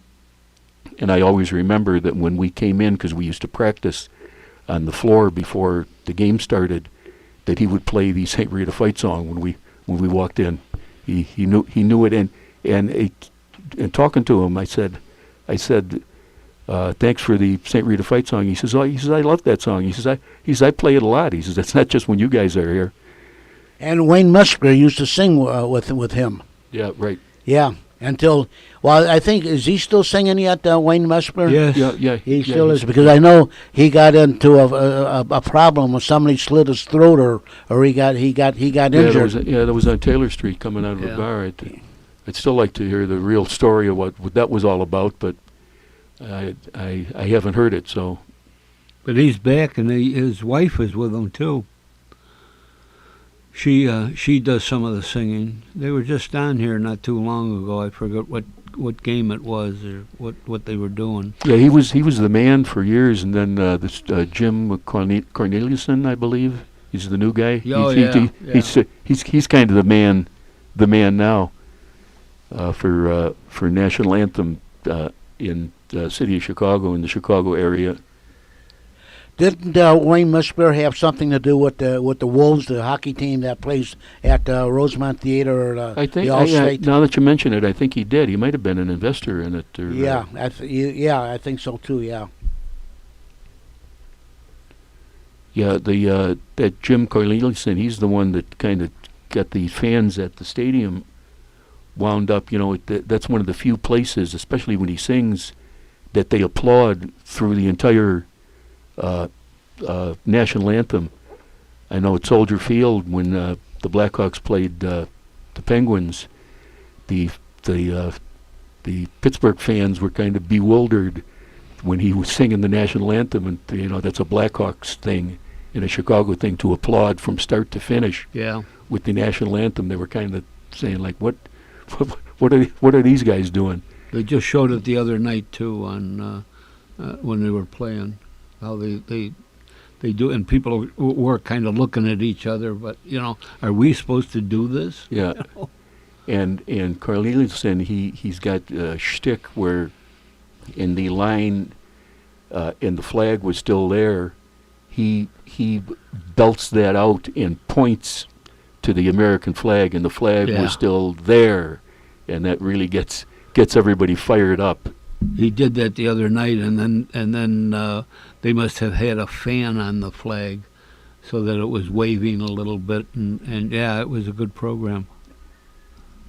Yeah, plus he's a traditionalist. Things that bother me with the national anthem used to bother my father too. The national anthem isn't. It isn't a personal performance about your singing capability. It's the anthem honoring the United States of America. And a lot of singers, you see, they start, adding things and Rapping. yeah, and right, and I like that. turning it into a blues rendition, Right. or a rock Yeah. rendition, or whatever, and that always annoys me. That's because they don't know the words. Well, that happens too. A lot of people forget the words. As a matter of fact, there's a tape of bloopers of probably 10, 15 people trying to fumble their way through when they forget the words. Well, it's a difficult song to sing, but the words are still there. Wait till this Super Bowl. I see some of the people that are doing the halftime and doing the anthem and doing Oh yeah, who is doing that? America. Is it Justin Timberlake or? yeah, one of those. Tom, wasn't that organist whose first name began with an L? Whose first name was L? It could. Yeah, you could be right. Boy, now you got I me can't- thinking. Yeah, I can't think of it either. Google it up, John. Oh, Talking about the national anthem, I noticed that the judge that ruled that it was okay for players to take a knee during the national anthem, right. he still wants people to stand when he enters the courtroom. Yeah. I said I'd like to go to his courtroom and take a knee, see what he has to say about Yeah. Tom? Yeah. L. Milgard. it. Oh, there you go. L. Oh, you did Google I it up. know huh, I John? didn't know. I just took the cobwebs out of my brain and L. Milgard. That's the gentleman's name. Oh well, we're getting close to ending this session. Any ideas about what we're going to do on February 19th? Or we leave that up to We leave that up to Jack. Jack Red Ryan? Days before. Yes, yeah. Well, We could talk about Washington's birthday, which is 22nd, we'll see. and the 15th or 14th is Lincoln's birthday. Yeah, I just looked up. Yeah, it is Justin Timberlake with the halftime show Is that at the He's a Canadian. at the Super Bowl. who's gonna play the or sing America? God God bless America. Give your dog I wish. National anthem. Well, let me look that up. The Super Bowl. Naturally, it's one of the most bet on sporting events throughout the year, and they have what's known as proposition bets in Las Vegas. And a prop bet is like, for example, the coin toss. You can bet on whether it's going to be odd or even. And one of the prop bets is the length of the national anthem, down to who comes closest to the second of from start to finish. Oh yeah. Oh. Another prop bet that they added a couple years ago was total attendance, odd or even. But my favorite, and they added this, it's probably going to be three seasons ago. This prop bet was color of the Gatorade that is poured on the winning coach. You could bet on that. Oh, jeez. You could bet on anything. What always gets me at, course I don't work really inside the tracks anymore, but at the racetracks you would see, they'd mostly be women, but there were men doing it too. They'd have a Ouija board, and that's how they bet their money away. How they gave their money away was on a Ouija board. Oh, everybody's got their own little schooling on how to lose their money. The national anthem performer is going to be Pink. That's right. Yeah. Oh, yeah. Yeah. I've been to Las Vegas a couple times. The only thing we found out we'd like to do is go from casino to casino just to see what the casinos are. You know, you go to, they got some real entertaining casinos. Oh, they got some good entertainment. Yeah. Well, I'm talking about outside. Yeah. You know, you go to Caesar's Palace. That place is wild. Oh well, yeah. Well, all the new themed casinos. Yeah. I know the Venetian is nice. Paris. Oh, that's another one. Go on the boat ride. Paris. Venetian. Yeah. Paris is nice. You go on a tower there. The MGM, the Bellagio, Treasure Island. Yeah, they. We'd always have our international meetings at either Bellagio or you just named it too. It's you'd never go to Niles, Illinois, or some place that was for the poor guy. You always had to go to. It's expensive to go there, but you can go there cheaply if you. There used to be a newspaper article. A guy for 3 days, you go there for about $100. Oh yeah, if you want to stay, at one of the off strip. We went there, and it was a pretty nice hotel room. Well, Vegas is one of the few places you can stay in a 5-star hotel. I think they've got 4 of them there for under $200 a night. Yeah. You can't touch a 5-star hotel in a major city for Chicago, like the Fairmont or whatever.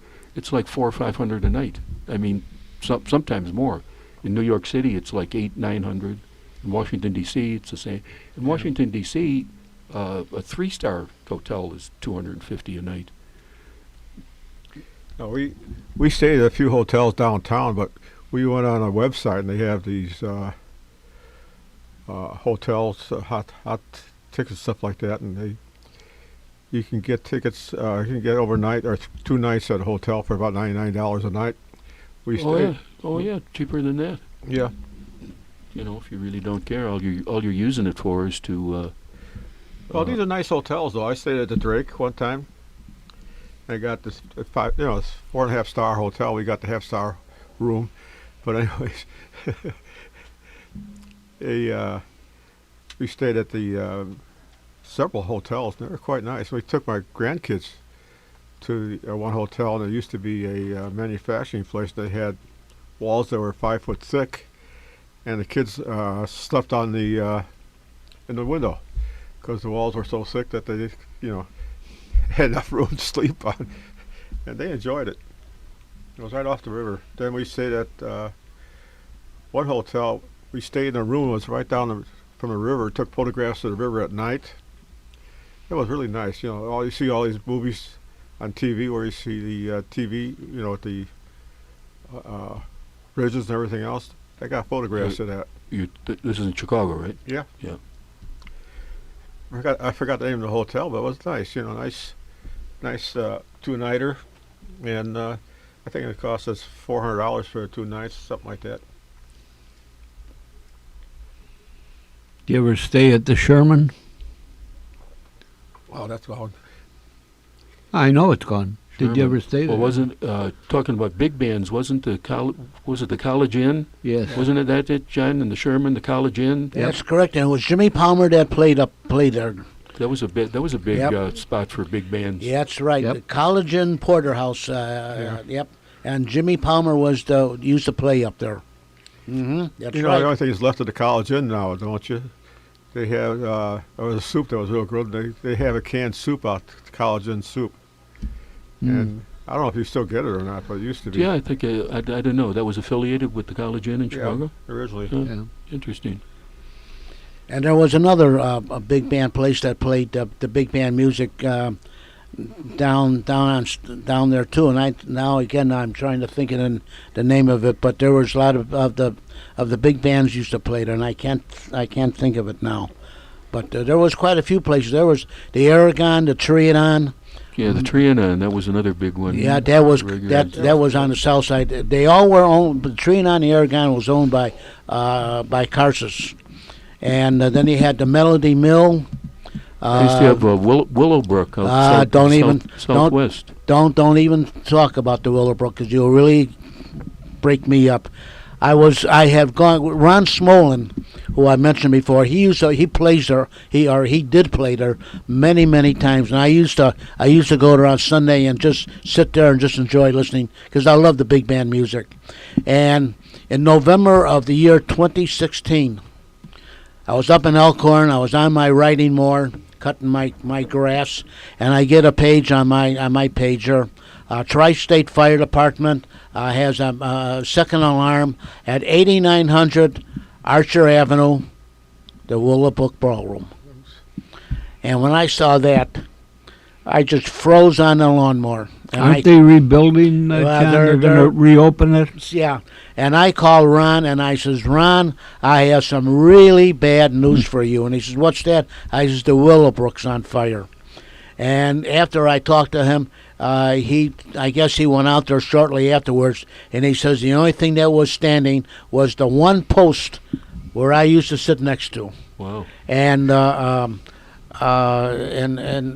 he keeps sending me messages and sending me information about the Willowbrook. So yes, Bill, I think they are. I just saw something in the paper. Yeah, the they're other day. supposed Yeah. to. They're supposed to open up like a ballroom and then also a place like a motel or a hotel with dining, Yeah. something like that. They're supposed to open that up, but it's 8900 Archer Avenue, Willowbrook. And I tell you, when I saw that on my page, I just froze. I just couldn't believe. What year was that, John? Year 2016 in November. Wow. Yeah. Mm-hmm. Yep, I was about 2-3 o'clock in the afternoon time is when I got the page. The other one, Yep. the other place that I sorry to see go was the Golf Mill. They had a theater there around. Yes. That was great. I seen Mitzi And- Gaynor there. And you know who entertained there? Al was Perry Como. Yeah, he was there too. Yeah. Mm-hmm. Although he didn't sing there, he was in the audience. No, he entertained. In this case, he was in the audience. He was watching Mitzi Gaynor. I have his tape right behind the door, but I'm sitting in here in the room here. I have the Perry Como at the Golf Mill. Yeah. I'm sorry to see that thing go because it was a nice place to go to. Yes. And like I said, there was the Aragon, the Trianon, Melody Mill, the Milford. They were all in the area. And like Tom said, the Willowbrook, yeah. Years and years ago, that used to be called the O'Henry Ballroom. And when Lawrence Welk and Guy Lombardo and Wayne King and all of them used to play there, it was called the O'Henry Ballroom. And then shortly after that, years after that, they named it the Willowbrook. Oh. And now they call it the Ashes now because it's just vacant property. Who was the comedian that had the horse, Goldie? And Roy Rogers? No. Goldie. This guy was just a comedian. He wasn't a cowboy. I can't think of his name now. Was it Arthur Godfrey? No, Arthur Godfrey. He made Hawaii famous because he always played the ukulele and talked about Hawaii. But I can't think of this guy's name now. On Mondays, Tuesdays, Wednesdays, and Thursdays, Arthur Godfrey broadcast from the studios in New York. On Friday, he broadcast from his ranch in Virginia. He used to fly, and then Arthur Godfrey is the one that was in the airplane and went after the control tower. And from that time, they grounded him. They would not renew his airplane license. Well, I worked as a house stick at the old Sherman Hotel with my dad and another couple of guys, and I was just a young fireman at that time, and it was a good gig, and we right down the street on LaSalle there was a club. And it was all actors and actresses and entertainment people, and they would come. There's no action down there. They'd come over to the Sherman, and one of our jobs, of course, was to go around and make sure things were on the up and up.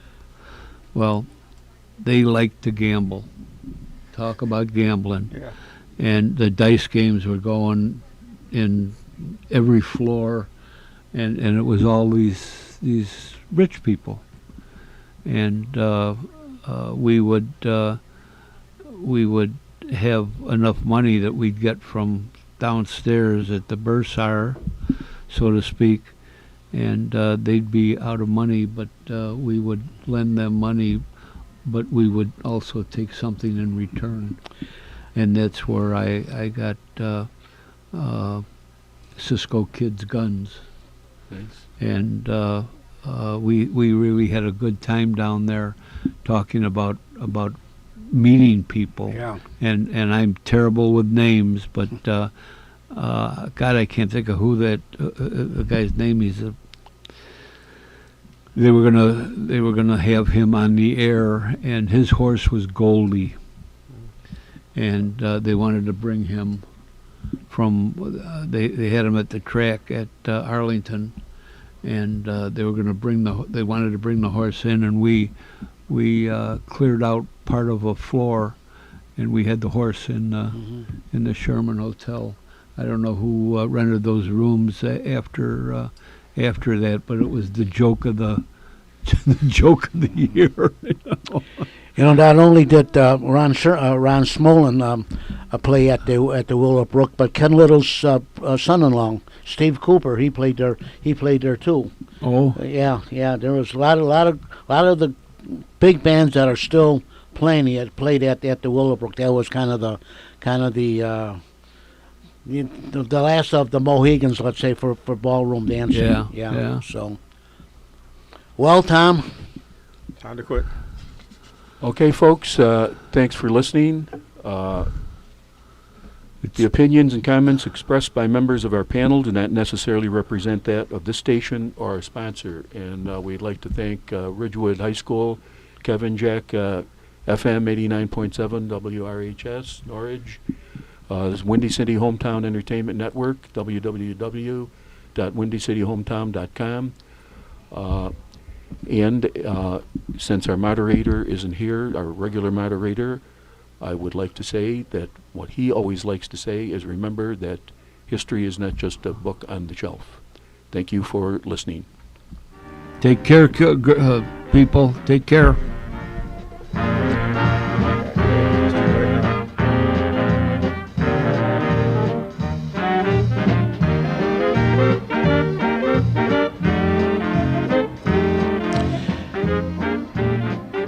You have been listening to Meet the Chicago Historians from the John DeVita Broadcast Center on the Windy City Hometown Entertainment Network on Monday, January the 22nd, the year 2018. This broadcast was produced by Jack Ryan, directed by John DeVita, and our special thanks to the executive producer of Windy City Hometown Entertainment Network, Mr. John Seconda. Today's broadcast was pre-recorded on Monday, January the 22nd, the year 2018. Until next month, please be safe, and thanks for listening.